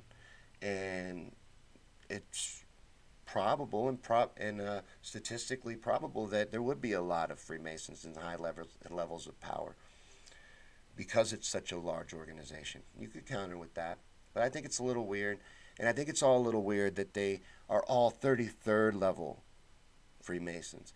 So I want to hear what he thinks about that stuff. Gerard says, I like Randall Carlson's interview talking about his reasons to be a Mason. Might raise some more questions. Thank you for that. That's another thing I want, guys, is anything you think I need to look at. The last thing I want to do is sit down with a high-level Freemason and look like an idiot. I got to know what I'm coming back with. I grew up. My dad was a Freemason, so I kind of grew up around it, the pancake breakfast side of it, but I never went to a meeting. So I want to hear about what the meetings are like. I know that's something we're going to get into and things like that, but anything you want me to ask a Freemason, let me know, and we will get into it, and we will talk about it on the show. I'm going to make a whole schedule for the show today and plan it all out and get that all ready for tomorrow night. But that will be 8 p.m. Central tomorrow night. Come back for that. Plan it all out. But looks like we got a few people here on Facebook. Gerard, if you're still here, I'm glad to see you here, by the way. I was at your feed earlier for a little while, but I had to go do some stuff. I usually like your time slot because it's a really good time for like the first thing I really watch when you wake up, and it's a positive show. Although sometimes I don't fully agree, it's a positive show and a positive feed. It has a positive vibe to it, at least. But let's see. What do you guys want to get into? This is a marathon episode of Conspiracy Theories and Chill that is a promotion for my show tomorrow night with David, where we're going to interview a Freemason. We're going to actually have a Freemason on, and he's going to explain to me why this secret society is innocent. Gerard says, I'm all for daytime, Sean. I've tried daytime a lot. This is the most successful feed I think I've ever had during the day. And I was really worried when I had to play the long video, because I played a long video earlier. I played the 9/11 video. And I was worried because I didn't want to start the marathon with the long one. Because I was like, I haven't even gotten everybody's attention yet or told them what we're doing. So, but I had to jump right into it, and I'm amazed that we've had such a good turnout. But this is an example for everybody so that they'll come to the interview tomorrow night. And I would do feeds during the day if I could be successful with it. But like I said, this is the most successful feed I've ever had at this time slot. I just wanted to get out to different people and let you know what the show's about, what it's like, and when it's on. So Wednesday nights at 8 p.m. Central on my timeline, Conspiracy Theories and Chill. Jay's here. Hey, Jay. Insurance is a conspiracy. Well, the bullshit medical aspect anyway. You're absolutely right. It's a conspiracy against us all, against the regular people, against the common average people. And they conspire together to make as much as they possibly can off of us. Sandy says, hey, Sandy, welcome to YouTube. Says, my mother and father were in the Masons. They were grand matron and grand patron for a year. What does that mean? I don't know. Got to look into it. I need to look up those two terms. This is good. This is what we're doing. That's what we're doing here is getting ready for this interview tomorrow. I want to know all of these things. I want to ask. I want to talk about the Freemason Bible. From what I understand, they get their own version of the Bible. I want to talk to them about that. I got questions about that. There's a lot I want to know. There's a lot I'd like to get into. So I don't know what he'll talk to me about or what he won't. And from what I understand, the Masons have a Luciferian belief system, like most of these other secret societies that lord over us. And I don't know if he'll get into that. I don't know if what he'll have to say about that. I'm curious. So anything you guys want asked or anything you want me to go into with him, let me know. But real quick, I'm going to go into the next video. And while that's playing, we need to get some comments. So comment in the comment section what you want to get into. What we will talk more about Isaac Cappy coming up. This is a marathon, so we're going to be hanging out for a little while. This is Conspiracy Theories and Chill. The next video is Ong's hat. I want to show this because I'm trying to expose it. It's new to my YouTube channel, and it's not been as popular as I would like to see it be. So I want to show the Ong's hat video and highlight it real quick, and then we can talk about it. But we're going to get into other serious things too. This is a marathon episode of Conspiracy Theories and Chill. So welcome to the marathon and welcome to the insanity. We're all over the place. So let me know in the comments what you want to get into and what you want to see in the marathon. Thanks for coming, guys. Here's the Ong's hat video. Welcome back to Conspiracy Theories and Chill. On this episode, we're going to look into a very fascinating conspiracy theory that originates from a tiny little village with the odd name of Ong's Hat, located in New Jersey, where some say that a duo of rogue scientists who were living off-grid in a small commune created a portal to another dimension that still exists there, hidden today. Remember to like and share, but most important, subscribe to follow our channel and keep up on our future videos. Ong's Hat, New Jersey is a popular tourist attraction to this day, and the reason for that is that many people believe that a portal to another dimension exists there. Now, there isn't really anything to see at Ong's Hat. That whole area of New Jersey became less and less populated with the dying out of local industry, and Ong's Hat has no residents, and is mostly just piles of rubble and overgrown abandoned buildings. Matter of fact, before the events that we're going to cover in this video, Ong's Hat's most interesting story was how the little town got its strange name. See, Ong was a common name in that area back in the time of the town's founding, and it's said that a man by that name that lived back then was quite a ladies' man. It's also said that he was very fancy as well and owned a beautiful silk hat. And one night, he was out at a dance doing his thing and working the ladies, and a jealous lady is said to have snatched that beautiful silk hat right off his head in a fit of rage and stomped on it and then flung it as high as she could up into a tree. Now Ong was furious, of course, and devastated about the loss of his beautiful hat, but it was gone now, and it belonged to the tree, and it stayed there, and it is said to have become a landmark, and that's how this town has earned its strange name. Cute little story, right? But other than that, it would have just become another forgotten ghost town. But, based on interest created by a book entitled Ong's Hat, The Beginning, in which the author, Joseph Matheny, presents a history of events that according to his book took place in this area of New Jersey. So Ong's Hat is still an area of great interest among conspiracy theorists. Now, what Matheny presents in his book is disputed by many and is widely considered to be a hoax, but the purpose of this discussion isn't really to prove it either way, just to present the story, and then we can all come to our own conclusions. Now, the story of Ong's Hat really begins with the Newark-founded Moorish Science Temple. Now, the members of this small sect traveled the world learning different philosophies and spiritual practices and such from all different sorts of masters and teachers that they seeked out all across the earth.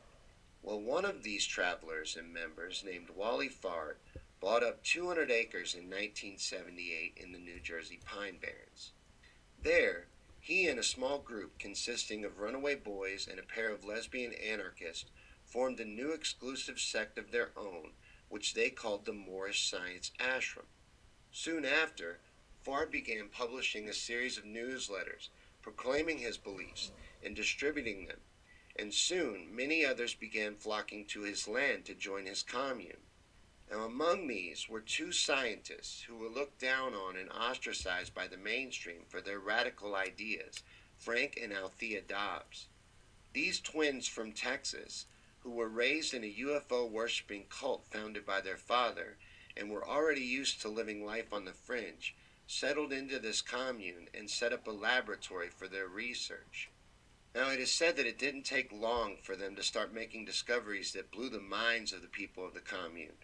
But their research hadn't just begun. It had started at Princeton, where they had developed a series of equations that had led them to a discovery that they referred to as cognitive chaos. And when they presented their thesis, the university dismissed them, and their research continued at the commune at Ong's Hat. Now, in the commune, they were free to explore their ideas. And their theories were based around the idea that humans could tap into the unused portions of their brains and attain superhuman abilities like self-healing and even stopping the aging process. Now, based on what they had seen coming out of these twins' laboratory, the ashrams adopted their research into their own philosophy, and together they founded the Institute of Chaos Studies. Badass name, right? But think for a second of the possibilities of this scenario. Two scientists pushing the limits of the mind and reality with a devoted group of followers behind them. Within 3 years, it is said that the twins in the Institute of Chaos Studies had invented a device that they called the Gate. Now, with this device, they would hook people up to computers and chart their brainwaves, experimenting with sex, drugs, and mind wave manipulators to learn how to control the chaos that they had found within the mind. The Gate would lead to other devices, and one of these, called the Egg, was a kind of modified sensory deprivation tank that would fit a human being and equipment. And when it was tested, the egg is said to have disappeared and then moments later rematerialized. The young man on board claimed to have traveled to another dimension. He claimed that it was exactly like our world, but uninhabited. It is then said that the ashrams and the members of the Institute of Chaos Studies began traveling back and forth to this other dimension and exploring it. Soon after this, there was a chemical spill at nearby Fort Dix, and the ashrams and members of the Institute of Chaos Studies had to flee the area. But they didn't head out in the usual way. They are said to have fled the area interdimensionally, that they used the egg to transport themselves and all of their possessions to an alternate dimension, and that the gate and portal still exists there today, and that they travel back and forth. Now, that's one version of what happened to the ashrams and the ICS members. But another is that this research, and in particular the gate itself, attracted the attention of the government. Now, according to some, this interest led to a violent confrontation in which the group was slaughtered and their research was confiscated. But in all scenarios, they are gone. Now, did they go to a different dimension? Did their research get confiscated?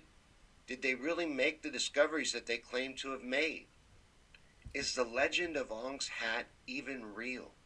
Now, officially, the entire thing is considered to have been a hoax created by the author Joseph Matheny and his friends. It is an elaborate hoax and has some interesting evidence, but that is also all said to have been fabricated by the author. Now, among the evidence for the events is a book catalog called the Incunabella Catalog, said to have been posted by Matheny himself on the internet. As a matter of fact, Matheny even says he made it all up, including the Incunabella and all of the evidence as a game. But to this day, people still believe in this story and the evidence despite all of that. So why is that? Well, there was a commune in that area in that time. We talked about them.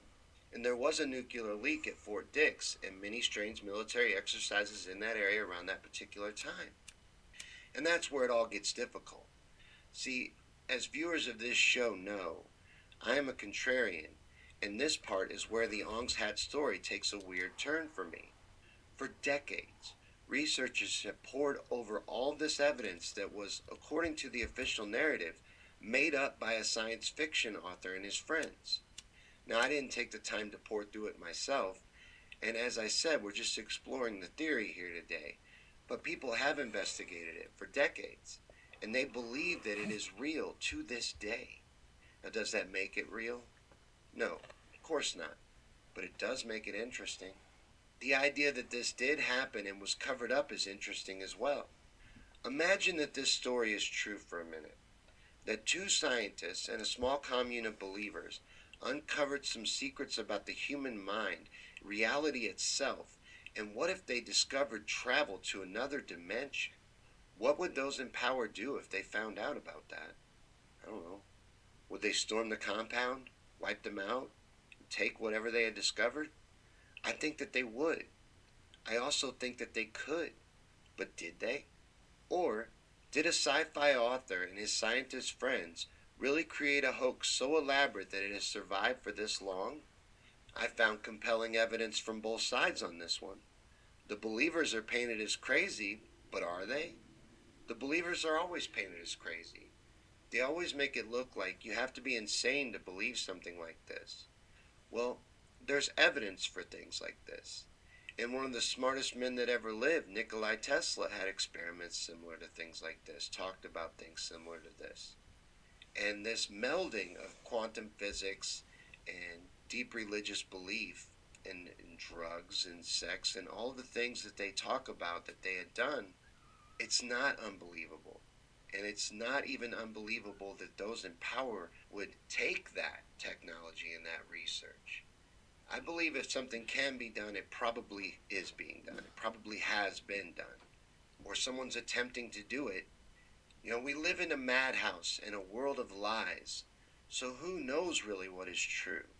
As I've said, Ong's hat is said to have just been an elaborate hoax. Even the author himself came out and said that he made it all up because he says it started to ruin his life. Conspiracy theorists showing up at his house, trying to get him to tell the truth of it all.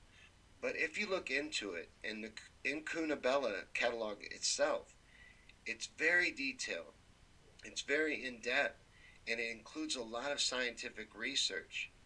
And then all of the other things that had to have been put together, like the documents that came out of the ashrams and Fard's publishing of his newsletters, all of this, it's very elaborate.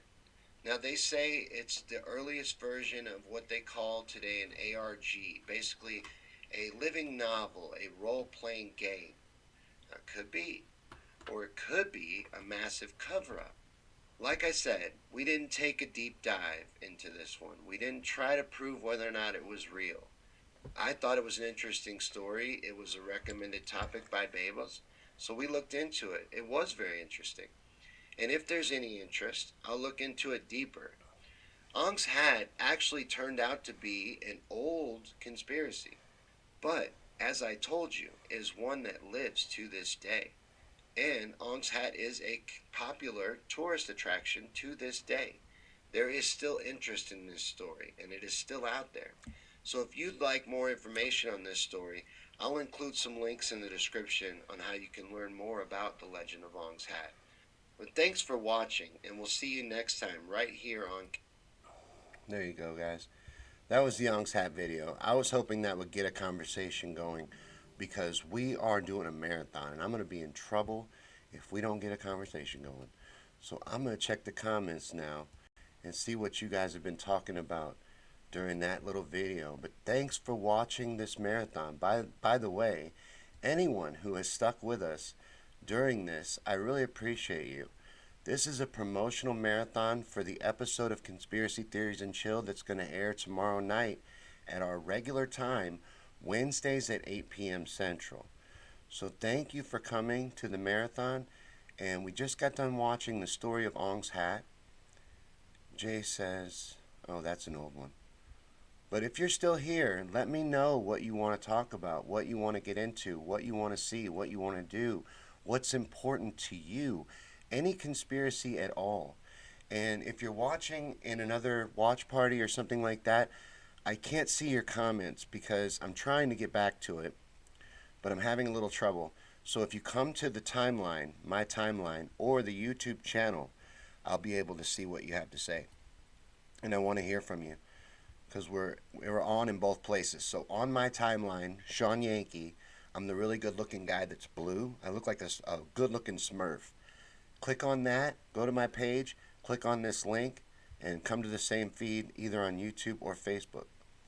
Sandy says, I have to look at my parents' things. They passed away to see if I can find that Bible. Oh my God, please do. I would love to see a Masonic Bible. Now, the only time I've ever seen one is on YouTube. Now, so all I have to go on is this person's word, that what they're showing me is an actual Masonic Bible. I haven't seen one myself in person. Jay said, I always knew you and G were special. Love y'all. Yeah, G is special. And I love G even though we don't always agree. And Jay says, keep it up, Sean. I'll burn one for you. Right on. Send it to me telepathically because I have empty pipe syndrome. And it's very sad. We're trying to push for major change. And one of those things is that no one that works 40 hours a week should have to scrape resin to get high. No one. That's just not right. It's not the way of the universe, and it's not any kind of world I want to live in. So let me know, Jay, what's your favorite topic? Come on, throw something out there. Build us up. We're going to go on a marathon. I brought up the Isaac Cappy suicide in heavy air quotes, the murder of Isaac Cappy because he was spreading the truth about the pedophile rings that are going on in this country. We've talked about Julian Assange and his extradition hearing and how that is one of the most important things that we could rise up and raise awareness about.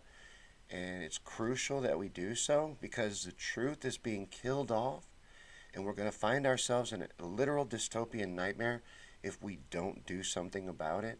And it is us that needs to do something about it.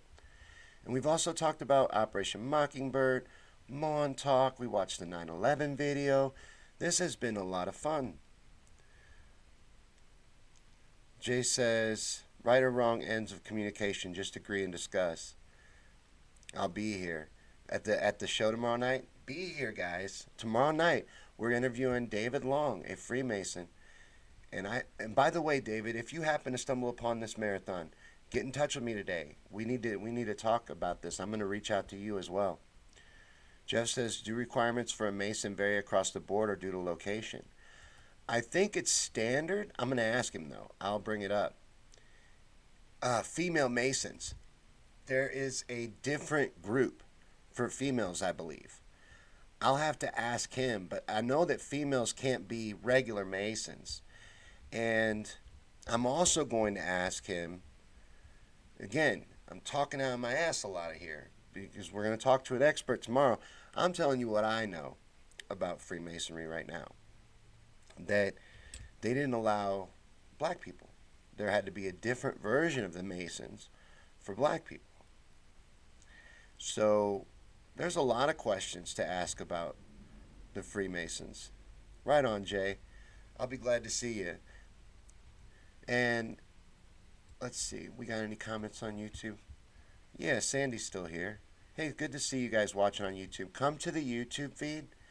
That's the other reason for this. And I'm going to share it one more time in the Facebook feed for any of you guys in case something happens to the Facebook feed, or in case you just want to come and subscribe to the best YouTube channel that there is. That is the exact same feed but on YouTube. So, and all the cool kids hang out on YouTube. Trying to grow my YouTube channel. Sandy says, I heard that Corey was releasing the Hollywood names. Apparently, someone that was at the marathon on Facebook earlier, Ethan, shared a link. March 9th. That's the release date for the Corey Feldman video. So we get to see what Corey's finally been talking about all this time. And whether or not it was worth the wait. I gotta say that I don't feel super good about it. I'm hoping I'm wrong. I'd love to be wrong. I like it when I'm wrong. And I am wrong often. Ask my wife. It happens all the time. Jay said the Knights Templar. That's fascinating to get into. Very influential secret society. And that's what happens with a lot of the power structure. It's just divided into these secret societies, and they share the same belief systems for the most part. And it's, but it's what how they get away with it is, I'm sure he's going to tell me that I'm crazy for thinking this, that there is that much influence from the Masons. I'm sure he's going to tell me we're just a charitable organization. We run pancake breakfast and we do things like that, and we help out our brotherhood, of course, but there's nothing nefarious going on. And Jay, I am monetized. We made it to 1,000 subscribers, yo. We did it. We busted through the gate. So on YouTube, there's a lot of cooler things now that have opened up for me. Monetization is one of them. Thing is, though, every video is not suitable for ads. And if they are suitable, it's limited. And it always says ad suitability as the reason. And I don't cuss a lot or anything like that. So I know it's because of what I talk about. It's because we're all about truth. Every feed I do, every show on the page is about truth. So, I mean, even my political show, if you don't agree with my politics, please believe that I am coming from a place of truth. And if I ever see evidence that convinces me to leave my my particular views, I would. But I would need to see compelling evidence. So, I mean, they're not etched in stone. None of my beliefs are. I don't think you can exist that way. And I also don't agree with existing in an echo chamber. And that is why I purposely reach out to people that disagree with me. I purposely share this show in particular to groups where people might disagree with me. I want to hear from everyone. You know, we've been very fortunate up until this point. Never really had any trolls or anything like that. But I don't discourage it. I want to hear from people that disagree with me. And I hope that David will have a good group of people that show up to the feed tomorrow that disagree with us, truthers, about the Masons and about their influence in our, at least our government and our nation. Jay says, I don't always agree with you, actually, on a lot of things. We're going to have to talk about this. A lot of things? I thought it was just some things. I knew you didn't agree with me on some things, but it's a lot. A lot. How many's a lot? Like more than 10? I thought it was less than 10 for sure. I knew you didn't agree with me on everything, but I'm so right about everything. So how could it be more than 10? Sandy says Eastern Star is the female version. What does that look like? Oh, Sandy, what does it look like? It looks like a regular Bible, as far as I know. It does say, I do believe it's got markings that say it's a Freemason Bible. I'm going to have to look up the video again. Because like I said, my only exposure to a Freemason Bible is there's a video on YouTube where someone who claims to have found one at a yard sale goes through it on the video. And in it, it has a little bit of difference. There's more Egyptian influence, there's more illustrations, and there is a heavy influence of a Luciferian belief system in the video. I've never seen one myself. Jeff says the 33rd degree was considered serving Satan himself in the old days. However, that level of knowledge and control is almost like being Satan. Could be for your own needs. Jay says, Fukum, you're great. Fukum is a word we've come up with to avoid the algorithm. So we don't get in trouble for anything other than the truth. But as Julian Assange is a perfect example of, you can get in trouble for just the truth. Jay says, I love the communication, just like Gerard, what he brings to the discussion as well. Many. Jay says, more than none, more than context than context. So, more than 10. Man, I'm going to be self-conscious about this all day, wondering what you disagree with me. Oh, thank you, Sandy. Eastern Star is the name of the female Masons. Thank you, Sandy, for sharing that. But Yeah, they have a separate group for the women, and I'm pretty sure that I think they allow African Americans now, but I don't think they did for a while. And did you know there's a lot of famous Masons? Jay-Z is a 33rd degree Mason. And I don't know what level David is. It's one of the first things I'll ask him, though. But we're going to interview David tomorrow night at 8 p.m. on Conspiracy Theories and Chill. But anything you guys want to get into, anything at all, let me know. Because we're doing a promotional marathon for the show tomorrow. And just talking about different things and hanging out. Because I want to hear what you would like asked of a Freemason. What would you want to ask a Freemason if you got a chance? You're getting one tomorrow night. As it's live. And we always include the audience. But anything you guys want to get into, anything at all, let me know, and we can cover anything. I always love to go into different rabbit holes on this show, and this is a very ADHD show. We're all over the place. But I think it looks mostly like a regular Bible, though. I do think it has markings to indicate it's a Masonic Bible. Jay says on the Bernie aspects, you disagree with me in many ways. A lot of people do. A lot of people do. And that's fine. I hope it's fine.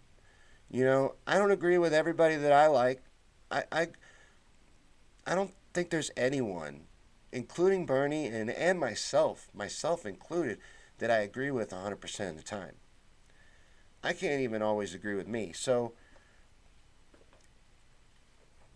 you know, I can see that. I can agree. As long as we're pushing in the same direction and we're pushing towards truth and waking people up and raising awareness, I think we're on the same team.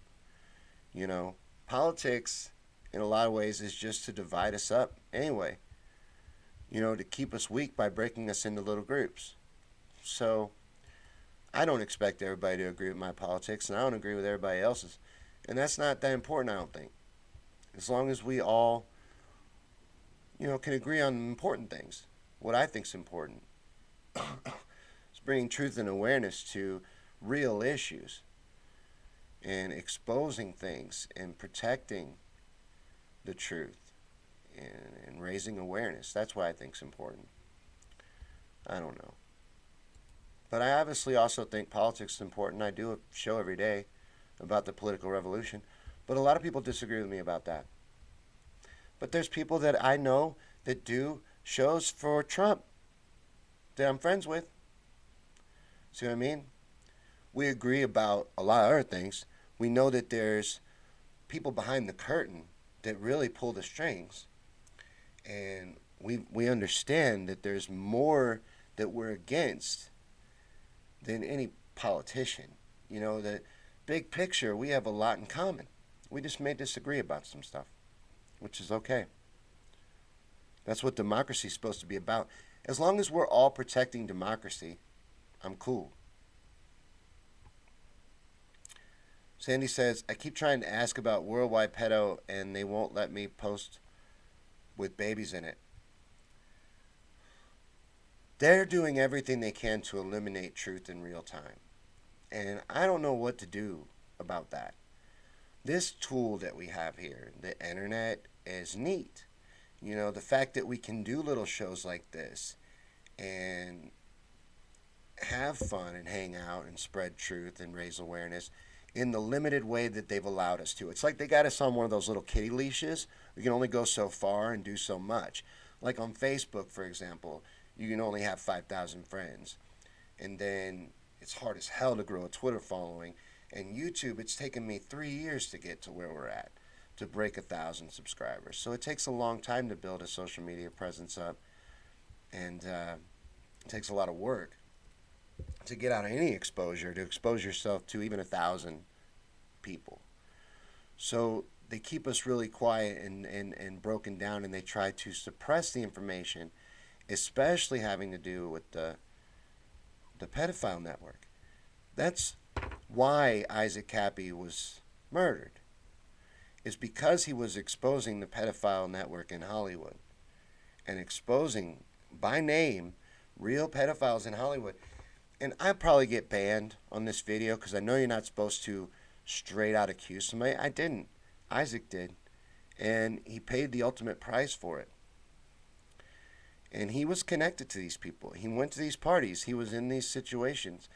And I watched the videos. I played a little bit of it the other day.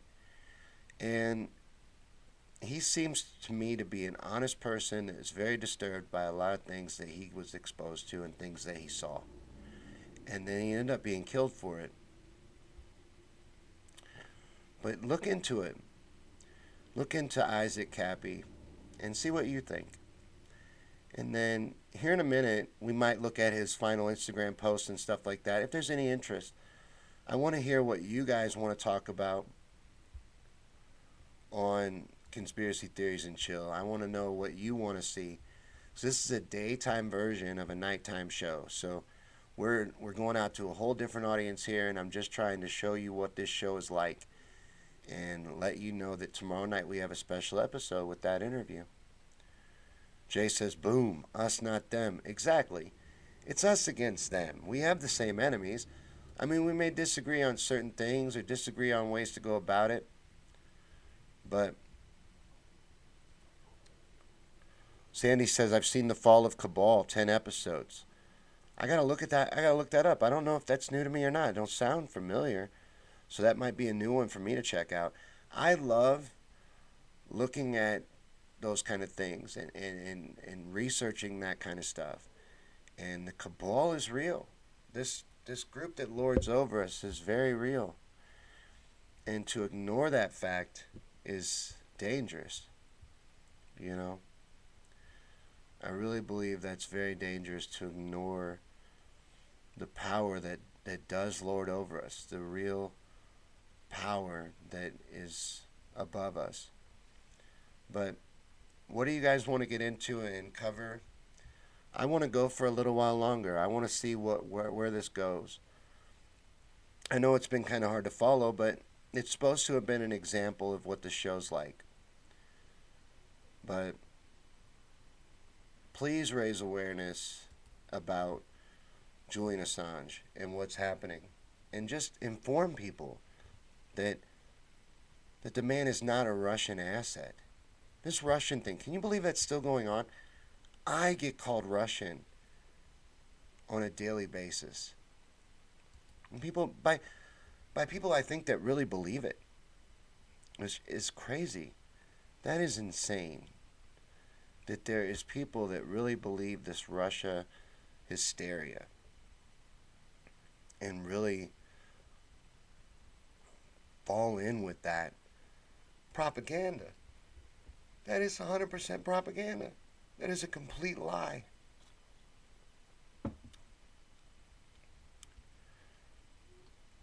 And there's people that believe it. That's crazy. And that shows the strength of the mainstream media, the power that they have. It's scary, actually. But that's what they're keeping from people, is stuff like the pedophile network. Like Sandy said, they don't like to let her share about it. They don't like to let you look up stuff about it. It doesn't matter what search engine you use. They bury it. They're trying to eliminate it. Trying to get rid of the truth. They don't want to be exposed. That's why Julian Assange is in prison. That's why he's being persecuted. That's why his life is in danger. Because he shared the truth. Because he exposed the truth. And that's why we have to do all we can to protect him. And to make sure that he doesn't pay the ultimate price. He's paid enough for what he's done. I mean, I don't think it's fair what's happened to him. Any of it. And the only thing that will save him or Chelsea Manning or any of these whistleblowers, the ones that don't pay the ultimate price, Seth Rich paid the ultimate price. Well, where would he have gone if WikiLeaks didn't exist? If there wasn't a place to go like WikiLeaks? What he exposed was important, right? needed to be exposed. What Chelsea Manning exposed was important. Edward Snowden. These people, where are they going to go if we allow the truth to be shut down and allow there to be no place to go? What would happen? What would happen to reality? Think about it. It would literally start to become like 1984. So who was right? Who do you guys think was right? Here's a topic. Aldous Huxley or George Orwell? Brave New World or 1984? Who had it right? Who had the right version of what's going to end up happening here? Is it going to be a full-on authoritarian end? Or is it going to be a more scientific, with a velvet glove approach? How do you think it's going to go? I was watching an interesting video on a letter exchange where Aldous Huxley wrote George Orwell a letter explaining to him that he actually had it right and George was wrong, and it would be a scientific method. I think it's a melding of the two, but there's going to be more authoritarian and George Orwell elements in the end. I think Aldous was wrong about George being wrong. I think they're both a little right. Sandy says, China's the world's greatest threat. Right? What do you think about this? I think 5G is one of the world's greatest threats right now. And the New World Order agenda. China's up there, though. China's a beast. And China's driving force in 5G. I'm worried about 5G. Did you see those videos with the birds falling dead out of the sky? It scares me. It's a weaponized frequency. I realize we're not using it to run our phones at a weaponized level, but they can paralyze people with that frequency. Frequencies, your body responds to frequencies, and nature, elements in nature, plants, everything responds to frequencies. Bees are found dead around these 5G towers. Scares me. I'm not a scientist. I don't know a lot about 5G, but I've seen compelling stuff from people that do, and it's terrifying. And there hasn't been much research done into this. And we're running headfirst into it just to have faster phones. That makes no sense to me. Jay says, if the truth destroys something, it deserves to be destroyed. You're damn right. That's my philosophy. And it's probably going to destroy my social media presence, and my YouTube channel will eventually be shut down probably because of it. It's going to be hard if we don't defend it. If we don't start rising up and protecting the truth, they're going to erase it. They're trying their best, and they own it all. They can take it away whenever they want. And they get to pick and choose who sees what. You know, they choose what gets out in the algorithm. We only affect it to such a degree. You can only affect it so much. They control what gets seen and what gets talked about. And then, to the degree they can't control it, they try to make it look ridiculous. Like with Pizzagate propaganda, where even the name Pizzagate is just to make it seem ridiculous. Well, that's in the damn code. It's part of the code they were using to talk to each other. It has nothing to do with Comet Pizza, although Comet Pizza is weird. I almost dropped the F word. Fu Kang, weird. Very odd. Extremely odd. Purposefully odd. Like a red herring almost. You know what I mean? It's exactly what Comet Pizza was. A distraction. A distraction from the truth, and a way for them to make it seem ridiculous that people would actually believe that outside of the basement of pizza parlors, there's a pedophile ring going on. Well, no one actually believed that shit. Maybe some crazy people did, but James Alefantis, for example, who is just a pizza place owner, was at the Obama White House 4 or 5 times by invitation. It's kind of odd. Listed by Fortune 500 as one of the most influential people in Washington. Runs a pizza place. They have some weird stuff going on in that pizza place. I'm just saying, he's a real connected dude. Happens to own a pizza place. They use that to make it look ridiculous. It's real, though. You know? And what's frustrating is, good people, really good people, you can't get them to look at it because we can't prove it.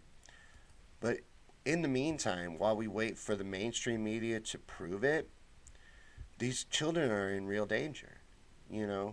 This stuff's happening every day and going on. Sandy says it could be weaponized. 5G, I'm terrified of it. I really think we're messing with stuff we shouldn't be messing with and going down a road we shouldn't be going down. A lot of times, just because you can do something isn't enough of a reason to do something. And I'm worried about 5G. I'm worried we're messing with nature. Life exists on and reacts to frequencies. All life. And your brain operates on electrical frequencies and can be manipulated and is manipulated by electrical frequencies. So I'm worried about it. It concerns me. Sandy says AG Barr is going after social media for censorship. I wish you could like comments on YouTube. I like that comment. Again, I'm for anything good. I don't have Trump derangement syndrome, even though I happen to be a burner. For anything good. Trump can do good things. It's important to remember. Don't let it throw you up. And his attorney general can do good things. See what I'm saying? Matter of fact, just like the establishment, I'm fine with Trump getting 4 more years if it's not Bernie. They think that we're afraid. Well, we stand to lose nothing. We're in the same situation. I'm not political. I happen to like a movement. It's not a politics thing. Our politics system, our political system in this country is really a joke. A lot of it's theatrics. So I'm not big into politics at all. They're not going to scare me anyway. And I don't think a lot of us with that threat. I'm ready to embrace that idea too. I hope that we can do something different. But that's just based on ideological differences. I stand to lose nothing. See what I mean? I would lose more if Bloomberg was president. That's who they're trying to get behind. Mike Bloomberg. The only reason why that's a conspiracy is because that's a very rich man who is buying his way into the Democratic primary, and they're rigging it. In reality, while the media looks the other way, that's a conspiracy. That's what a conspiracy is. It's part of a plan to stop one person. A group of people conspiring together is a conspiracy. And that's what conspiracies are. People make you ashamed of thinking about conspiracy theories. And Dale says, is this still going on live? A marathon? Sheesh. It is a marathon, Dale. And I just left Facebook up. I've thought about ending the feed on Facebook a couple times because I'm trying to get people over to the YouTube channel. And I've gotten a few over here. We've got a good group on YouTube. But participate.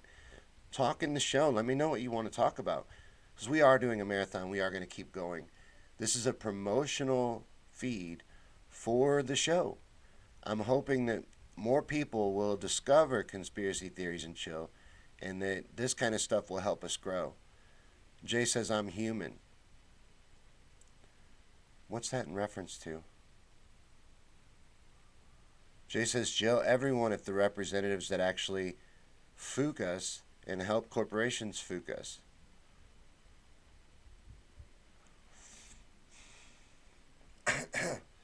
That's all going to take citizen activism. That's not anything that a politician is going to be able to do to begin with. And again, I'm like, we're treading a thin line here. I don't like for this show to get political. Sometimes I want to take a break. You know what I mean? Like, it happens to be part of me, but it's not all of me. There's other things in me, and one of them is trying to expose and spread the truth and raise awareness. And a subject that I think is extremely important to doing that is 9/11. And if you like this marathon, you want to help out, one thing I would ask you to do is to share my favorite video that I've made ever, and that is my 9/11 video, 3 Keys to 9/11 Truth. Let me make sure that's the name of it. I'd hate to give you the wrong title. I think so. That's my favorite video, and it hasn't really caught on as good as I would like it to. 3 Keys to 9/11 Truth. I'm going to share the link with you guys in the Facebook feed anyway, just so it's there. And check that out sometimes. That's my favorite video I've ever made about 9/11, and I've made like 4.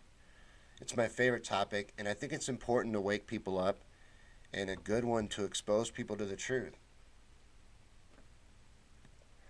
And I'm proud of that one. That's one of my favorite ones. I just wish it had taken off more, and I want the truth to get out there. That's the point. You know, I just want these things seen. I want them to get more popular. So we're trying to grow the YouTube channel. That's kind of the point of this. And I'm also, during the videos, I'm working on things. I don't know how to figure this stuff out without doing it. So I'm trying to tweak the settings behind the scenes, Dale, and make sure I get everything perfect. I'm trying to get sound right. I'm trying to get it to stop glitching. That's the biggest thing I'm trying to do. I can't figure out why it's still doing that. It shouldn't be doing that. I can't find any reason in the settings anywhere, and any reason in the information I'm getting back on the feed of why we're glitching. I've thought for a while that I'm being messed with, technologically, throttled in a way. And I think it's true at this point because I have a wired in feed now, no longer wireless. I'm wired in, got an optimal connection, and I can see it right now on my streaming service. Everything's great. Going great, constant bit rate, constant frames per second. There's no reason for the stuttering, guys. I don't know why it's happening. Doing my best to try and eliminate it. But that's stuff I'm trying to tweak because it's all just me. You know, these are serious shows. I am trying to be a professional live streamer, and not a professional live streamer, do professional independent media. That's a silly way to say it. Through live streams. I don't know any other way to share independent media other than getting my own website. And one day maybe, once I finally get myself kicked off of Facebook and YouTube, we may end up there. But let me see. I want to know what you guys want to get into because I do need to play another video at some point that I want to promote. The Titanic swap video, I want to promote that really quick. Check that out. That's a really cool conspiracy, and that makes people angry. A lot of people get mad at me on YouTube about that video. Sandy says Obama ordered $6,500 worth of pizza from the Pizzagate place late one night, specifically cheese pizza. Now, these are code words. These are code words, pedophilia code words. You can look it up. This is real. And you don't order food at the White House. There's no outside food at the White House. He has a team of chefs that will make him anything he wants to eat any time of day. You don't order food in at the White House. That's not something that happens. So that's not on the up and up right away. And cheese pizza is a little girl, I believe. I don't have it in front of me, but these are code words. And in the WikiLeaks, which Julian Assange is being persecuted for, in the WikiLeaks, they talk about pizza a lot. A great deal. You believe these rich people are having very expensive pizza parties? They're having Hillary for America pizza parties? You believe that? Or are they talking in code? Are they speaking in code to each other and operating a pedophile network? What are they trying to keep quiet? Why are they trying to shut down WikiLeaks? Why are they trying to shut down and persecute Julian Assange? It's not because of what they're saying. It's because of this. It's because of what he's exposed. Sandy says, I saw that the stuttering when you were talking some sensitive issues. You've noticed the pattern too. Now there's a pattern to it. That's why I think I'm being attacked. I would love to show you, but it's boring to look at. My stream settings are displayed to me during the stream. So I can see them while it's stuttering. And I see that there's no reason for it. On the main stream, I'm multi-streaming. So we're going to YouTube and Facebook at the same time. So the main stream is on a site called Caster, and I can watch it. It's perfect. There's nothing wrong with it. And if I watch them simultaneously, like with Facebook, I can see that it stammers on Facebook only, not on Caster. But it also does it on YouTube. See, Sandy's here on YouTube, so it's not just Facebook that gets throttled. So am I crazy? Or do they use technology to shut down truth feeds? How creative is their throttling? How creative is their censorship? How creative is their attacks on the truth? What do you think? Let me know in the comments. So we're going to go for a little while longer. I want to keep going. I want to promote this show. I want this show to take off. This is my favorite of my shows, Conspiracy Theories and Chills. So we can talk about anything. And Sandy says he should show more description and only order that much pizza at the predetermined location. I have a journal that I keep in research reference to do. About Pizzagate and things along those lines. That's smart to do. But see, right now, looks like it's stammering on Facebook. No reason for it. I don't know how to fix it. That's another thing I've been trying to do during this feed, though, Dale. But you just got here. There's plenty to watch. We've talked about Montauk. We've talked about Isaac Cappy. We've talked about Julian Assange. We've talked about Operation Mockingbird, MK Ultra. Talked about a lot of things, and we can get back into any of that stuff or anything else you want. Let me know. The other purpose of this feed is to promote tomorrow night's show at our regular time, Wednesdays at 8 p.m., where we're going to interview a Freemason. But in the meantime, I am going to play another short video just to give us something to talk about and give you guys time to comment and let me know what you want to get into. And I mean absolutely anything. We can talk about Pizzagate. We could talk more about Isaac Cappy. We can talk about Julian Assange. That's hell of important. But I want to give you time to let me know, because this marathon is going to depend on audience participation. But this video I was just talking about, the Titanic conspiracy, the Titanic swap conspiracy. Check this out and let me know what you think.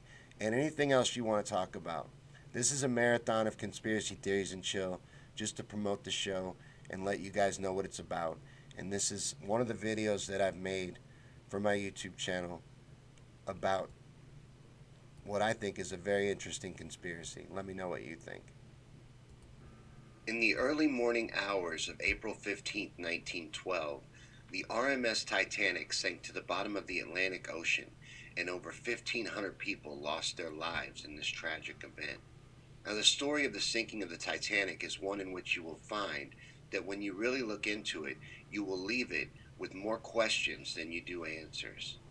One of these questions is whether or not it is actually the wreckage of the Titanic that rests at the bottom of the Atlantic at all.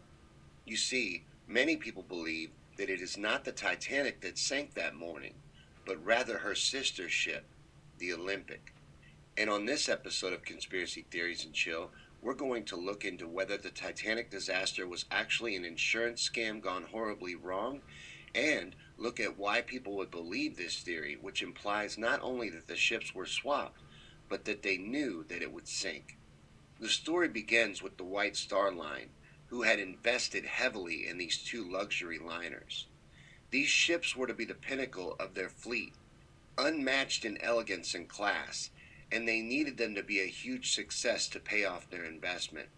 The Olympic was completed first, but instead of a begin to a return on their heavy investment, the Olympic was plagued with problems from its beginning, and on just her fifth voyage, she collided with the British naval cruiser, the HMS Hawke.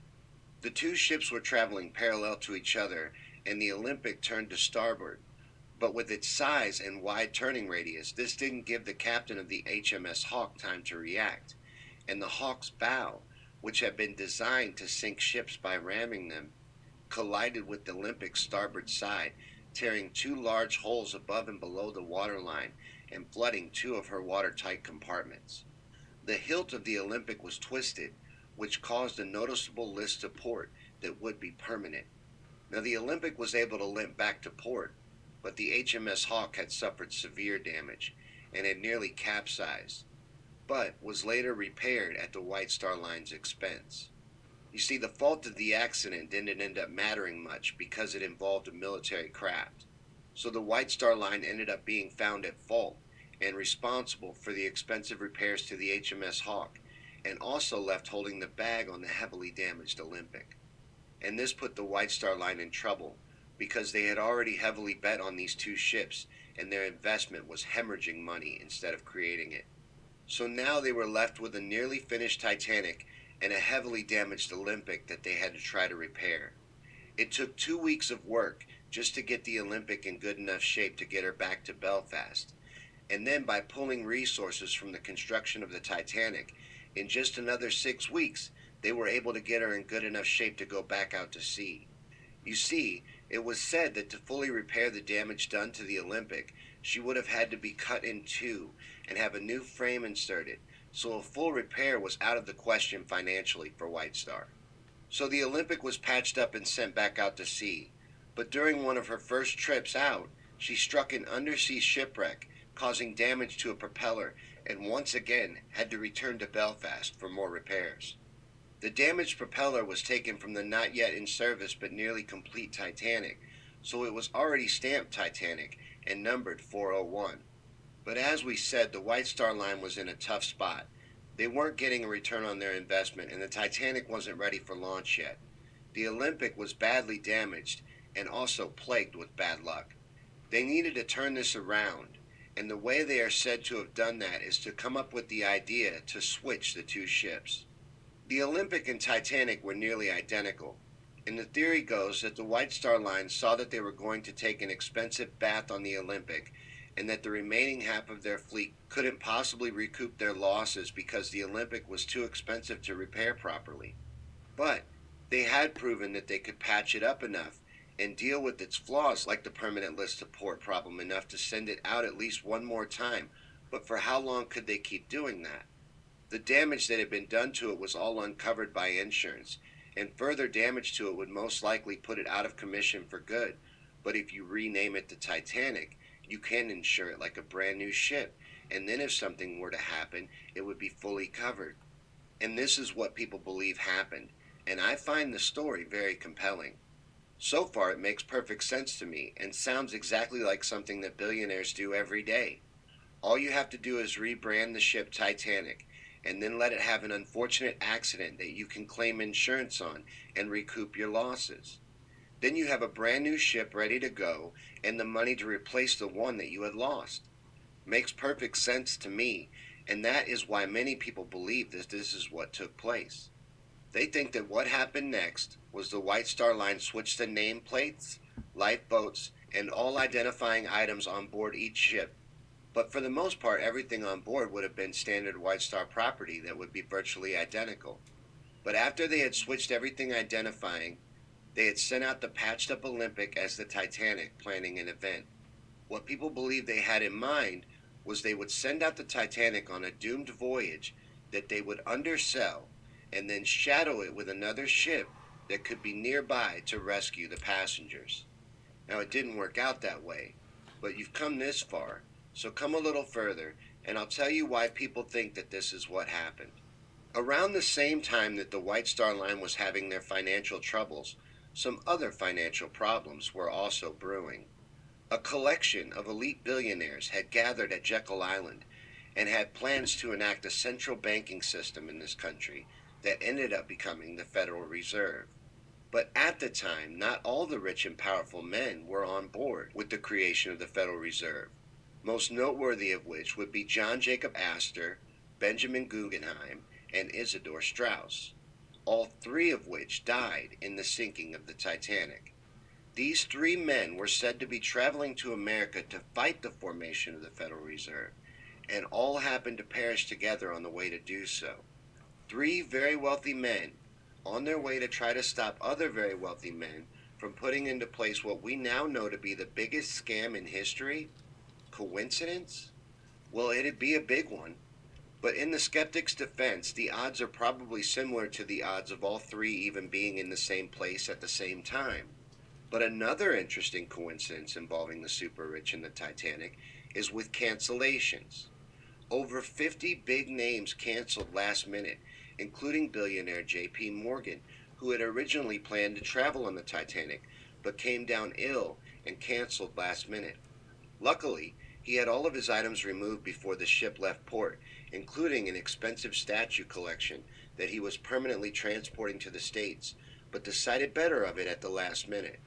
Along with financial elites all canceling their voyage on this, at the time, top of the line luxury liner, they also offered last minute first class seekers second class accommodations, which is odd unless they just didn't want them to buy tickets. In fact, another odd bit of coincidence is that Titanic's maiden voyage, for as big as an event as it was, both for the time and for the White Star Line, was very underpromoted and undersold. It left port only half full as a result, thankfully in hindsight, but very odd for the time and size of such an event, don't you think? So where we're at now in the story is that there's evidence of foreknowledge in the elite community and also evidence that they underpromoted the event and discouraged passengers from buying tickets, if only in the end result of it leaving port half full. But as we mentioned earlier, they are planning insurance fraud, not murder at this point. So they are planning to rescue the survivors. And that's where the story is at this point. And so far, it all still makes very good sense to me. I think you could pull off switching the ships. And if you could control the crew manning that ship, you could pull the whole thing off. Enter Captain John Smith. Captain Smith had a long history with the White Star Line and was also captain during both of the Olympics mishaps. But those weren't the only blemishes on Smith's record. He was known to be quite a hot dog that drove his ships like speedboats, and his record was full of accidents. So Captain Smith was in danger of losing his prestigious high-paying job. Now that makes him desperate, hence easy to control. So he makes perfect sense for a fall guy to take this ship on its first and last ride. Now, Captain Smith's only request in taking on the Titanic's maiden voyage was that he get to choose his own crew, which is believed to be how Captain Smith could control what his role would have been in this conspiracy. So now we have our conspirators in place and a crew to man the ship that will play ball in what they're planning. But for this to work and not be murder, they'd still need a rescue ship in place. But how could you arrange that? Well, remember J.P. Morgan, who fell ill and couldn't make his journey on the Titanic? Well, it also turns out that J.P. Morgan just happens to own the White Star Line and many other things, including another noteworthy ship in the Titanic story, the Californian. Now, the Californian had left Belfast under strange conditions. The conditions were strange because at the time there was a coal shortage, and coal was being used sparingly, with ships being sent out with only what they needed for their journey. But the Californian had left port carrying no passengers and only a small shipment of 3,000 woolen blankets and clothing, but it left fully stocked up on coal. The Californian was heading to Boston, but also strangely stopped in an ice field overnight, 12 miles from what ended up being the final resting place of the Titanic on the evening of the 14th, at the command of her captain, Stanley Lord. Lord is also said to have been anxious that night and slept on his couch fully dressed with his crew on high alert and the boilers ordered to be ready to go at a moment's notice, even though they planned to be stationary for the entire night. Captain Lord had all of his lookouts searching the sky for distress rockets.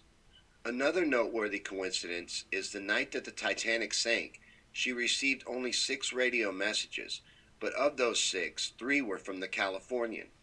3 separate messages, giving just the Californian's position and that they were stopped for the night.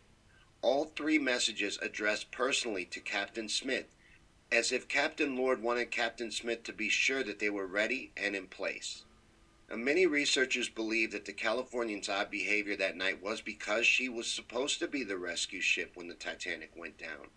It is suggested that it was a navigation error that led to the Californian being stopped in the wrong spot and too far away from the site the Titanic ended up sinking, but that the original plan, and in fact the whole purpose for the Californian's journey, was to rescue the survivors of the pre-planned Titanic disaster.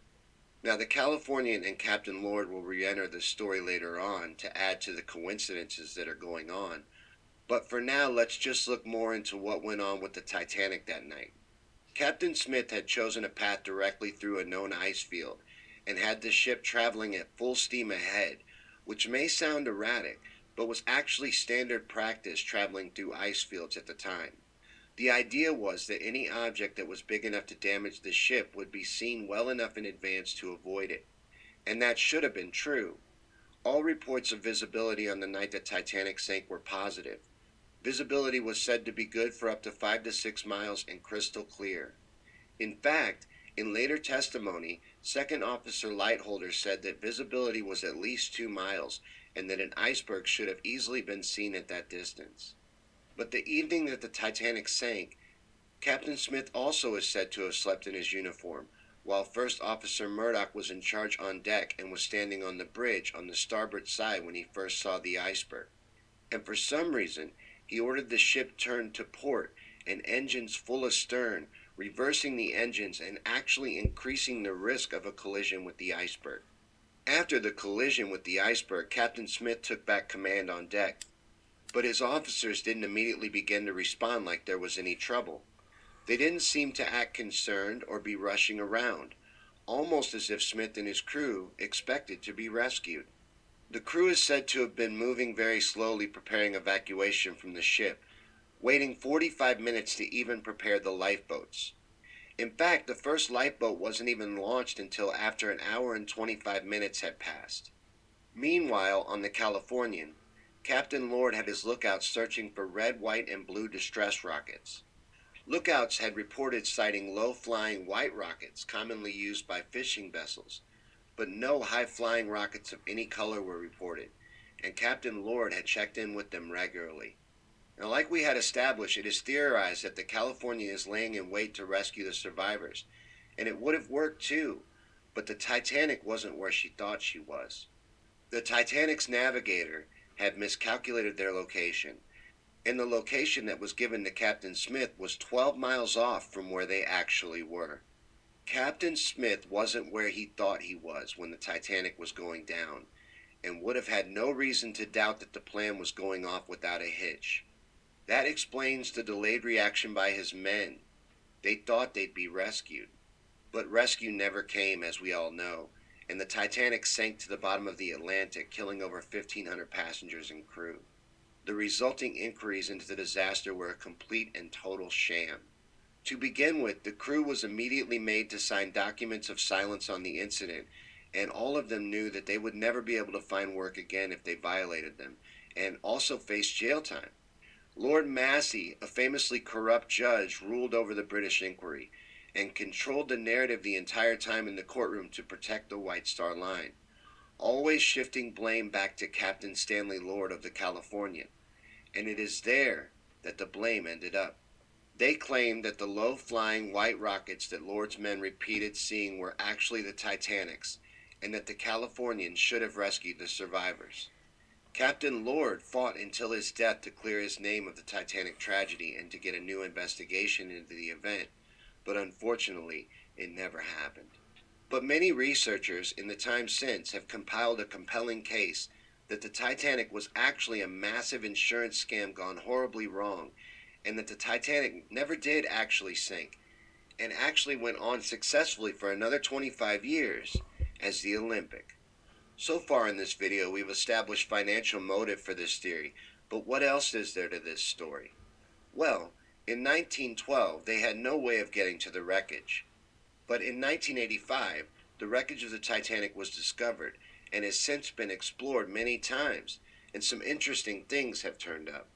For one, remember that propeller we talked about earlier that was taken from the Titanic and put on the Olympic, stamped 401? Well, that propeller that should not be on the Titanic because it was taken and placed on the Olympic is in the wreckage. Also, evidence of gray paint on the undercoat has been found in the wreckage, and that's quite interesting because one of the few differences in the two ships was that gray paint was only used on the Olympic. The Titanic had black undercoating. Another noteworthy find in the wreckage is in the nameplate of the ship. Names of ships were commonly etched into the hull in those days, but in Titanic's wreckage, it is revealed that its was riveted on, but a section of it has fallen off, and underneath is what looks like an engraved M and P. Now there is no M or P in Titanic, but there are in Olympic. But what else is there though? Well, as I said earlier, there was a national coal strike going on during the launch of the Titanic. But despite the increase in unemployment as a result, the Titanic struggled to find a crew, with many refusing to work for them for any price. You see, there was a rumor going around the docks that the Titanic was doomed and that the two ships had been swapped, and even desperate men wouldn't work on the Titanic. It is said that those rumors could have been another factor in the ship being only half full of passengers when she left port. Did these rumors also keep people from going on Titanic's maiden voyage? As I've mentioned, more than 50 wealthy and prestigious passengers took ill suddenly and canceled their trips on the Titanic last minute. Could they have been tipped off? Maybe by the money man behind all of this himself, J.P. Morgan? Easily.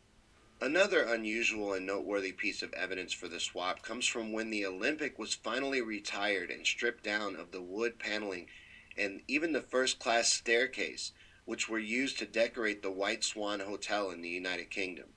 This paneling and staircase show number stamps that read 401, which, as you'll remember from the propeller, was the number given to the Titanic. The Olympic was branded 400. Now, shouldn't these relics match the stamp of the ship that they came from? But wait, there's more. Remember the list to port that the Olympic would always have after its collision with the HMS Hawk?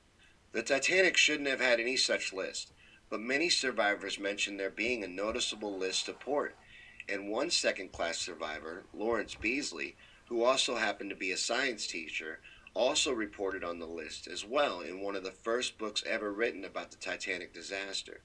The fact is, there is a lot of evidence and plenty of motive for this switch. For all those who say it couldn't happen, I would have to ask at this point, why not? The pictures? Well, let me ask you this. This was 1912. Not even that many images exist of the Titanic and the Olympic, and hardly any media existed at the time. How do you even know, other than what you've been told about the differences between the Titanic and the Olympic? In fact, in all promotional White Star materials that were used for Titanic's promotion, all of the images are of the Olympic, inside and out, not the Titanic. And I say we don't know the truth of this story. That much is crystal clear at this point for me. But is the Olympic actually the ship that rests at the bottom of the Atlantic Ocean? Maybe. I have to say it looks very much like this is what happened. The motive is undeniable, and the evidence is hard to ignore. But let me know in the comments below what you think. What do you guys think about the Titanic swap? That's one of my favorite videos that I've made for the YouTube channel, and it hasn't caught on very well. I mean, it's caught on pretty good for my channel. I shouldn't say that, but I would like to see it do better. I would like to see the channel do better. So come over to YouTube and like and subscribe and check out the YouTube channel. I'm going to put the link to this very same stream that is going on right now on YouTube in the Facebook feed on my timeline. So you guys can join us on YouTube and check it out. And check out the channel and all of the stuff that we do here. And it's the hub and the home of conspiracy theories and chill. But this is a daytime marathon of version of conspiracy theories and chill to show you guys the show, to get it out there. I want to see this show grow. I want to see this show catch on. It's trying to catch its stride. You know what I mean? But I'd really like to see it get out. I would really like to see this stuff be exposed and the truth to get out there. Let me check on the comments though, because I was hoping that during that video we would get some comments of what you guys want to get into and what you guys want to explore, because we can go into any rabbit hole you want. There is absolutely nothing off limits here, and there are other topics I can show videos on. My favorite conspiracies, just to get the juices flowing and get the conversation going. My favorite conspiracies are 9/11, the ones I know the most about and the most informed about. The moon landings, which, what do you think of those? Since we're bringing up conspiracies and stuff like that. And let me see, the live the truth, then you are a little bit of all political groups, Sean says. That's absolutely true. If you live in the truth, you find yourself in a little bit of every group. In a way, we have the same enemies. You know what I mean? Jay says swapped. I think that they were. I think the Titanic and the Olympic were swapped. But what do you guys think? Jay says swapped. I think swapped. I'd love to hear more about what you guys think about that stuff.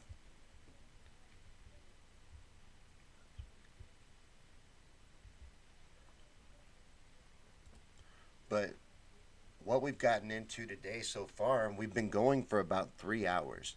So I'm kind of excited about that. That's cool. And I'm glad we've had a turnout and a good group the whole time. You know, we've had a good group with us the entire time, pretty much. But what do you guys want to get into? Look up the Isaac Cappy stuff. And the other day on the feed, I read his final Instagram post. I might read it again if there's any interest. Jay said there was a commercial on this video on YouTube, a 2-minute commercial. What? I guess the algorithm hasn't hit it yet and realized that it's not suitable for ads, because it's not. So once they figure out what we're actually talking about, they'll change their mind on that. But Jay said there was a commercial on this video. That surprises me on a live stream. That's interesting. But we can get into absolutely everything. Like I say, my expertise is in like 9/11, the moon, the Illuminati, the New World Order, the depopulation agenda, secret societies. I dabble in a little bit of everything, but we can talk about anything you want. And this is a marathon and an audience-driven show. So that blows me away, though, a 2-minute commercial. Yeah, we'll see. We'll see how that catches on, because now we are eligible for monetization on YouTube. Different things are opened up. Helen says the underwater discoveries are James Cameron films. Look like miniatures. Nah, ice does not cut steel, neither does aluminum. Good points. Dreamweaver, is that you, Dale? Yes, I'll go back and watch from the beginning, no worries. Dale, you here on 2 platforms, you are a champion. But Sandy says, what other false narratives are you aware of? Having to do with something like the Titanic, or just in general at all? Some that I think are very fascinating. One that I think is very fascinating, that if Steve is still here or stumbles upon it, he wants me to cover, and that is these bloodline things. One that really fascinates me is Aleister Crowley and Barbara Bush. Aleister Crowley, it's very likely, is Barbara Bush's real father. There's a lot of evidence for it, and she looked just like her daddy, for sure. So that's very interesting. That's something that I like in a false narrative. Another The creation of the Federal Reserve, that's a big false narrative. That's a good topic to get into too, and something that we've covered a little bit on Conspiracy Theories and Chill and talked about, but that is a giant scam perpetrated on all of society. Sandy says worldwide false narratives. The subway attacks in London around the same time in 9/11 that happened recently around then, that was a false flag. That would be interesting to go into it. I'd have to research it more.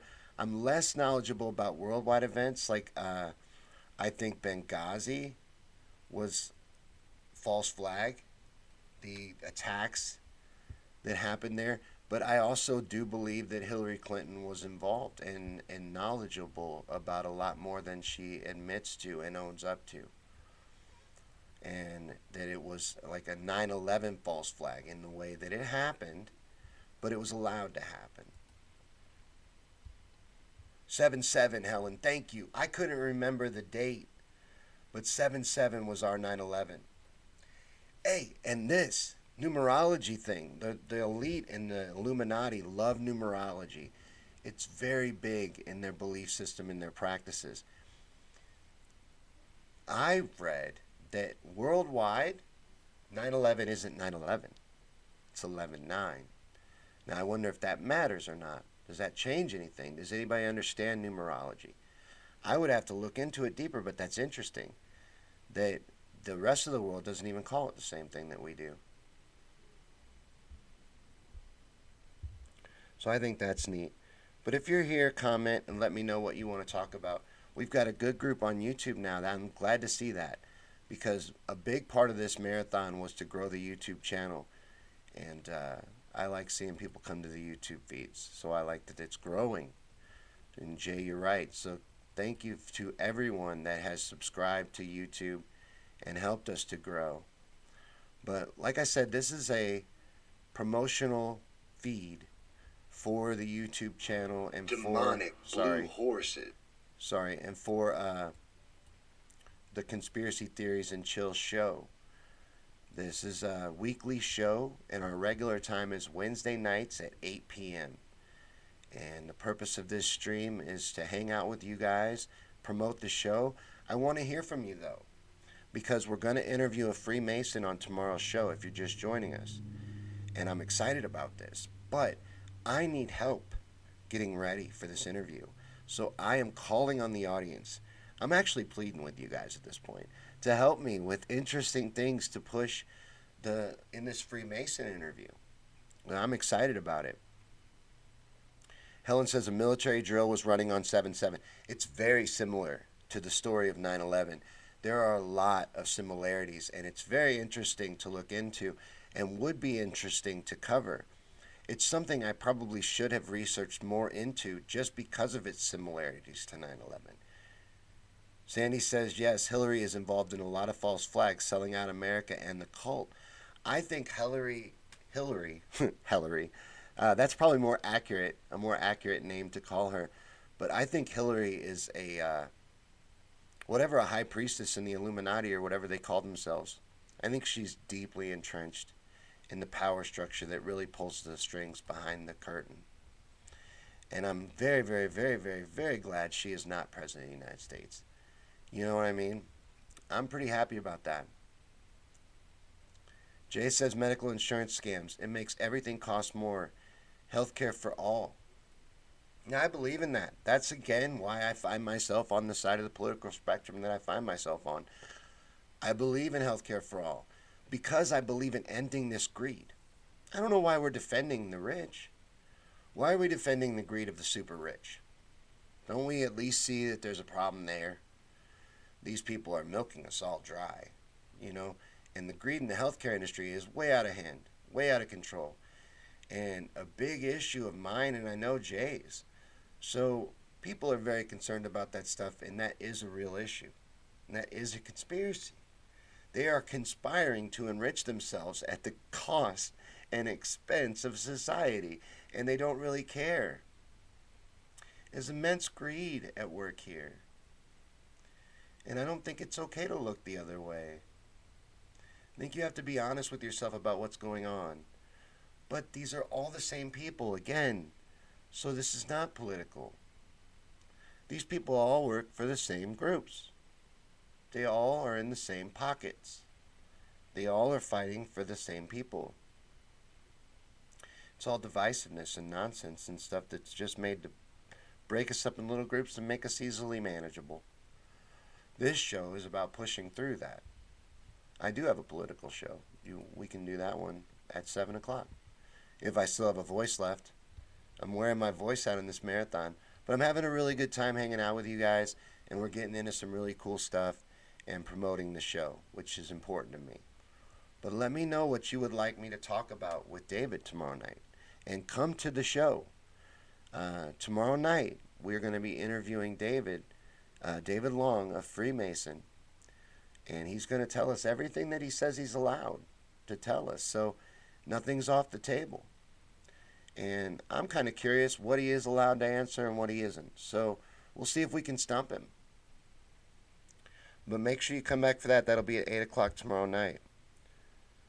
Jay says overwhelming amount of spending tickets. That's what the police do. The police generate revenue and protect property. They don't really serve and protect and enforce laws. They generate revenue and extort the public and draw in money for the state. And they're bullies in a gang. I'm not a big fan of the police. I don't want to get sidetracked onto that either, but I think they'll be used against us. I know a lot of people feel like, well, you shouldn't have that opinion and you shouldn't feel that way. But I always imagine my door being kicked in. And who's going to be doing the kicking? In reality, who's going to be doing the kicking? No matter how you feel, your door, when they kick your door in at 3 a.m., which I believe they'll do one day, it's going to be a cop on the end of that boot. So, I don't know. I can't forget that. That's always in the back of my mind. That's who's going to be sent to keep me down. So I always have to kind of look at it through that lens. I hope that makes sense. I don't know if it does or not. Helen says the bus bombing took place directly outside the Tavistock Institute. Wow, I'm starting to trip over my tongue. Helen says these people are low-hanging fruit for the public, just puppets to put on TV, so you can shout at them. The politicians, oh, it's like the WWE. It's a lot like the WWE. It's staged for the most part, and a game, and then they're all working against us. It's disgusting when you really think about it, but we can make changes to it. We could, by bringing exposure, by waking people up, by the mass awakening that's happening. All over the world, people are rising up. So there is an awakening happening. People are becoming more aware. And it's through our efforts. It's through sharing the truth. It's through what we're doing with things like this. But like I said, this is a promotional marathon for Conspiracy Theories and Chill. And we'll probably wrap up pretty soon. But I want to show you another video here real quick in a little while about the Denver International Airport. Do you guys want to talk a little bit about the Denver International Airport? Let me see what you think about that.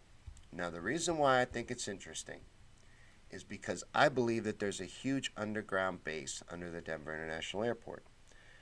And I believe that the Illuminati, the New World Order, the elite, the people that hold the end of the puppet strings, whatever you want to call them, are planning an apocalyptic event. And they intend to survive that event underground. And I think a big hub of their control and their plan rests under the Denver International Airport. And I think that it's weird on purpose. That they rub it in our face. Because they always put the truth in plain sight. That's just the way of it. That's the way they do things. Jay says, I wish they would teach their knowledge, not hide it away behind rich men. Knowledge should be free. But Knowledge is also power. And they lord it over us because it helps them stay in power. And that's why. That's why they call themselves the Illuminated. The Illuminati, that's what that means anyway, the Illuminated. Those in the know, those with the secret knowledge. Helen says the money masters. See, it doesn't matter what you call them. Matter of fact, a lot of times I feel like those titles are traps. Because then they can point you into, well, you're talking about the Bavarian Illuminati, and that particular organization was blah, blah, blah, blah, blah, blah. No, there is secret societies that are intertwined and run the world behind the curtain. It's a fact. Now, whatever you want to call them, the money masters, the Illuminati, the New World Order, they're there, and they have names and addresses, and we know who a lot of them are. And they lord over us. And the Denver International Airport, I believe, hides a massive underground base that is connected to underground cities that exist through a tunnel system, which we've done a video on Conspiracy Theories and Chill recently about, but I think we really should cover it again. What is this for? There's underground cities that exist, these structures. And the Illuminati Airport, that's the video's name, is the recent video that we made for the channel and for Conspiracy Theories and Chill covering the Denver International Airport. So I'm going to show that to you really quick, get some things ready for the final push of this marathon. But we are going to talk about a few more things right after this video. But this is my most recent video on the YouTube channel. Help me share the stuff on the YouTube channel and get it out if you dig it. But come back for the actual show tomorrow, Wednesday night at 8 p.m. Central. That's our regular time. Demonic blue horses, a swastika-shaped runway, apocalyptic murals, New World Order Illuminati imagery, and a rumored underground city and tunnel system. Now, just what in the hell is going on at the Denver International Airport? On this episode of Conspiracy Theories and Chill, we are going to take a look into what many consider to be the Illuminati's airport. The Denver International Airport has been a subject of conspiracy theory since its inception. For starters, it was unnecessary and incredibly expensive. There was already a fully functioning modern airport in existence, located closer to downtown, but despite that, this huge airport was planned and the existing airport ordered closed down to avoid any competition. Now, how huge? Well, the Denver International Airport is twice the size of Manhattan and by far the largest airport in North America and the second largest airport in the world, coming in at 53 square miles. But despite its massive size, it would end up having less runways and gates than the existing airport that it would be replacing, raising even more questions as to why it was even being proposed. Now, its budget was enormous as well, at $1.7 billion, but the project ended up taking 16 months longer than planned to construct and came in at a whopping $4.8 billion, adding to the strangeness surrounding the Denver International Airport. Why all of the delays to construction? And where did all of that extra money go? $3.1 billion. Now, many people believe that all of that time and money went into what is hidden under the Denver International Airport. It is said that a massive underground bunker and tunnel system was constructed first underneath the Denver International Airport, and the airport was then built above it. There's a lot of compelling evidence for this as well, and many people believe that this is actually the true purpose of the Denver International Airport and why it had to be built, and built exactly where it is. And so far, this story is compelling for sure. $3 billion missing building an unnecessary, less functional airport when you already have a perfectly good one in a better location is very odd indeed, but it could be chalked up to extreme wastefulness and shady business tactics if that was all there was here. But that's just where the conspiracy theories begin with this strange airport. And they actually rub them directly in your face at the Denver International Airport. There is no subtlety to it. They embrace it fully. A dedication marker and plaques around the airport declare that the airport was commissioned by the New World Airport Commission, but no such commission exists, but it does heavily imply the New World Order. The Illuminati symbolism on these markers also includes Masonic symbols and the odd date listed as March 19, 1994. Now, the airport opened in February of 1995, so why do these markers all read the wrong date? Well, the Illuminati love numerology, as we all know, and 1 plus 9 plus 1 plus 9 plus 9 plus 9 plus 4 equals 33, the highest level of Freemasonry and a favorite number of the Illuminati cult. Now, these markers are very odd, and they are for sure odd on purpose, so why? Is it a marketing thing? Are we in on the joke or the butt of it? Because I think they are mocking us, and it doesn't stop there. Look at the runway layout of the Denver International Airport and go ahead and add this obvious swastika to the list of Illuminati New World Order imagery as well. Now, I'm sure that this is just the most efficient runway layout, right? There's 53 square miles to work with, and this is what they come up with? I know, another accident. But wait, there's more. In fact, weirdness is a theme at the Denver International Airport.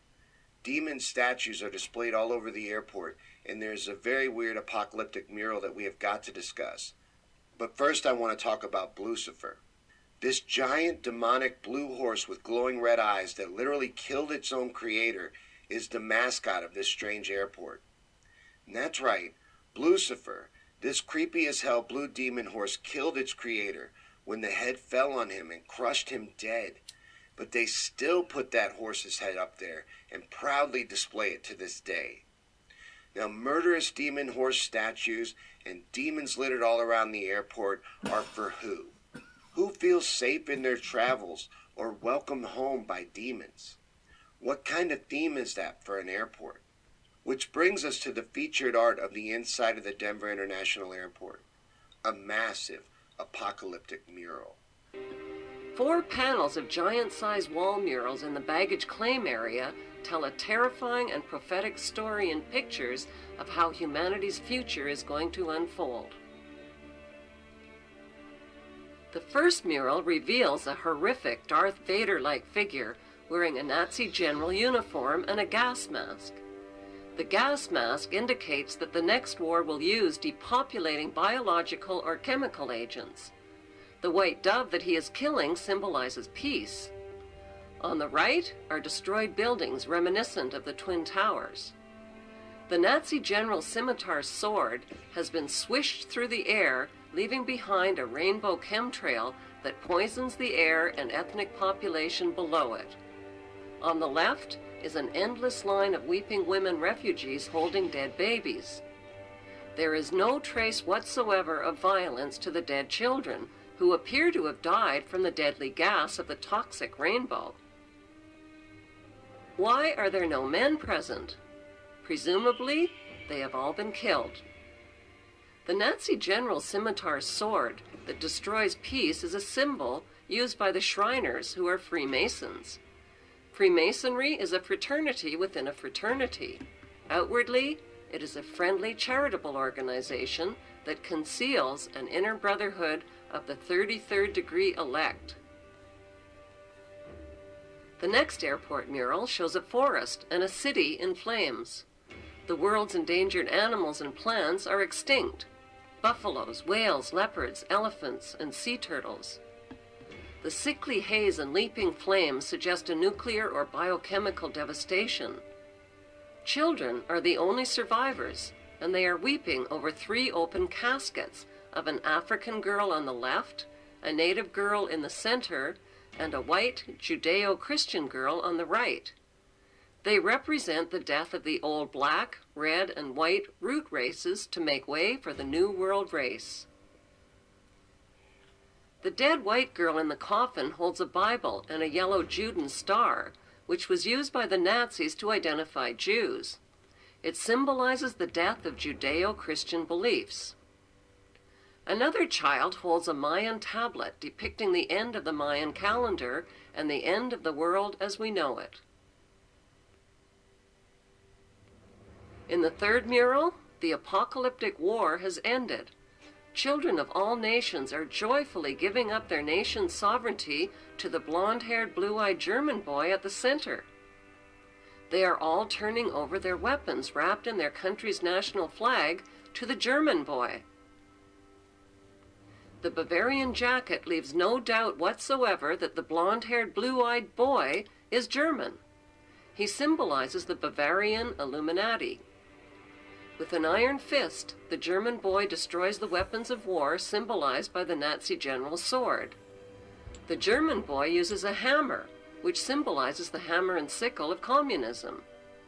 In the foreground, the Nazi general is dead, with doves of peace perched on his corpse. The German boy symbolizes a world leader and savior who brings peace through communism to a devastated world. Who is this boy that the world gives up their flags and weapons to? We know he is German, with blonde hair and blue eyes, like Prince William, who posed as a boy for this Papua New Guinea stamp. Prince William's father is the son of Prince Philip and Queen Elizabeth, whose surnames were changed to cover up their German identities. Prince William's mother, Diana, was allegedly the daughter of James Goldsmith, a German Jew. In the fourth mural, the earth is restored, including the endangered species, the land and water. This future world is populated not by adults, but by parentless children. What happened to the adults? The children are in a dance line that is led by the Scottish boy, who symbolizes Scottish Rite Freemasonry. Also, on the far left is an African woman carrying a snake banner. The parentless children of the world are celebrating the New World religion as they gather around and touch the light of Lucifer, who appears as a genetically engineered plant. The plant is a floral version of the colorful bird known as the Quetzalcoatl, or feathered serpent. It is symbolically inseparable from the morning star and Lucifer.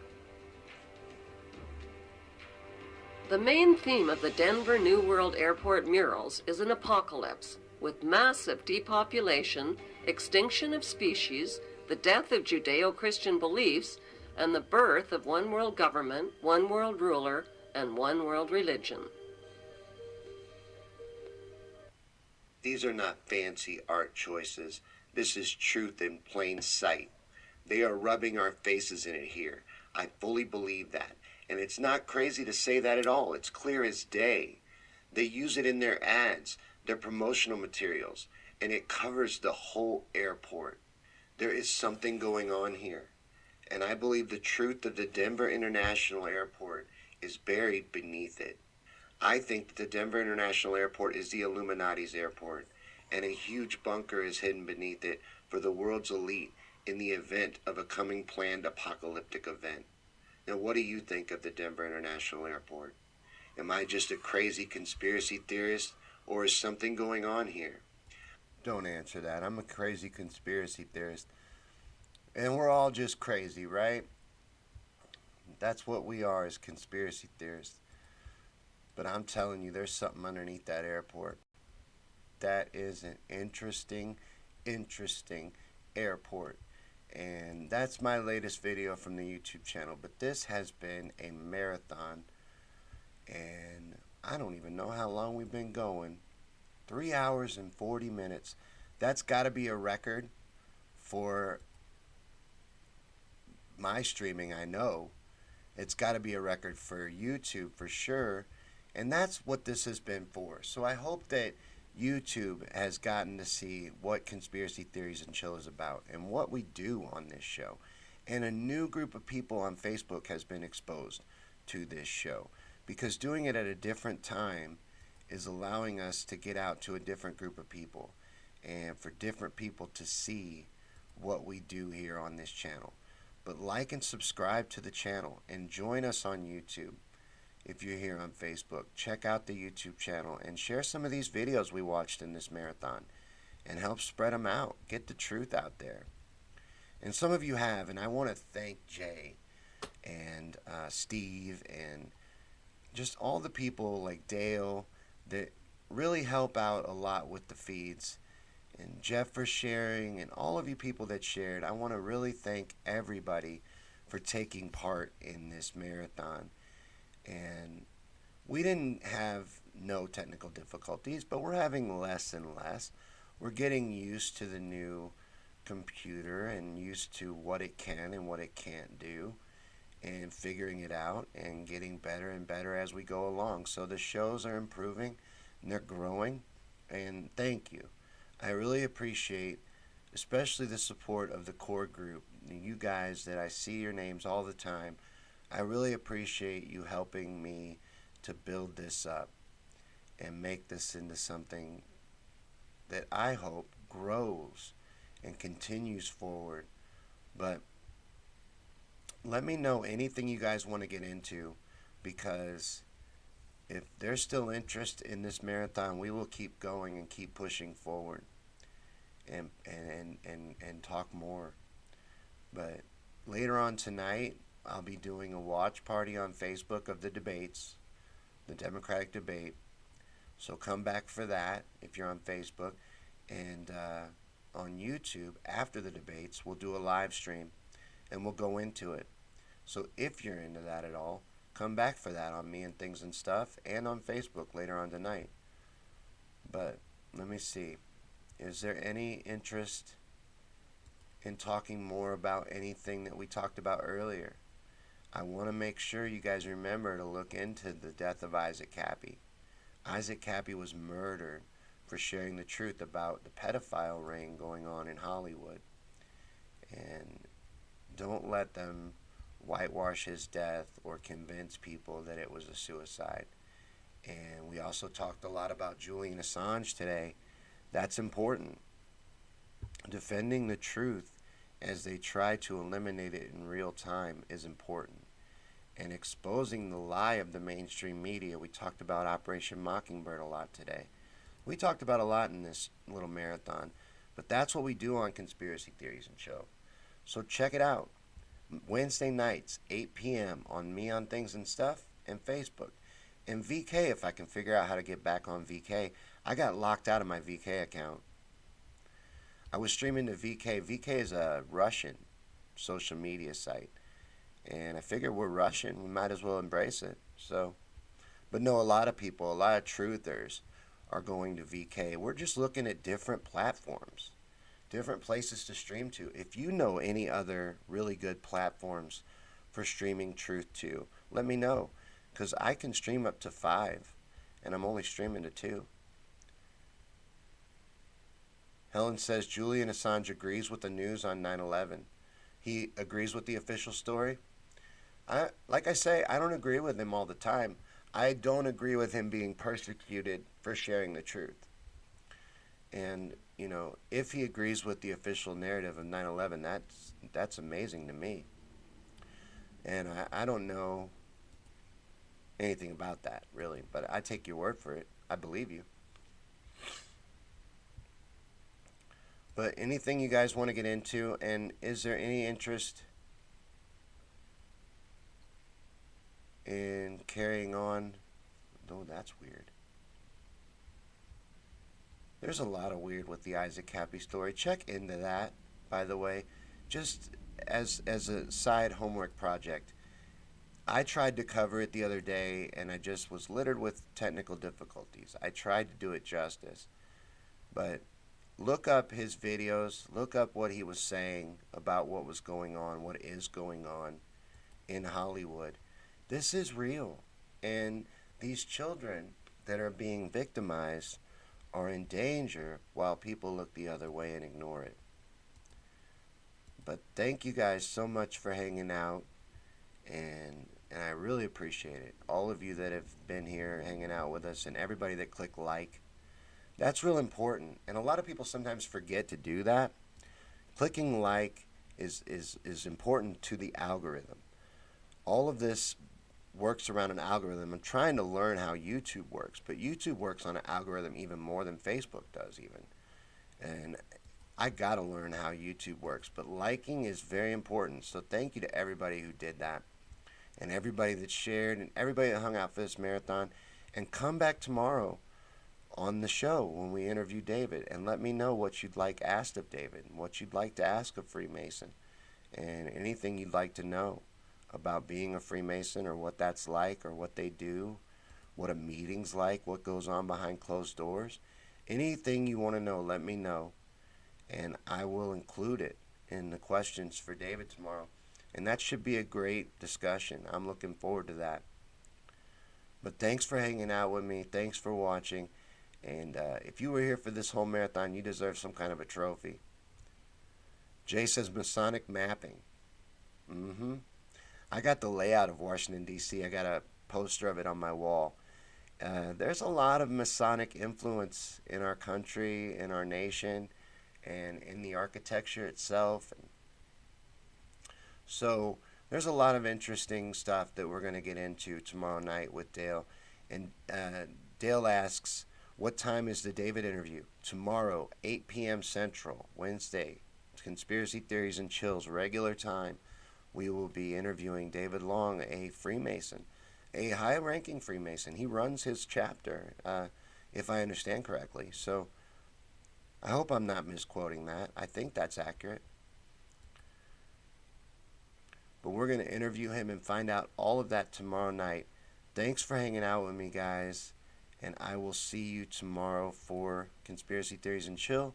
And later on tonight for the wrap-up show after the debates. We'll probably not do a daily burn because of the debates. But I'll see you afterwards and during for a watch party. But thanks for hanging out, guys, everybody that did. And I'll see you guys on the next one.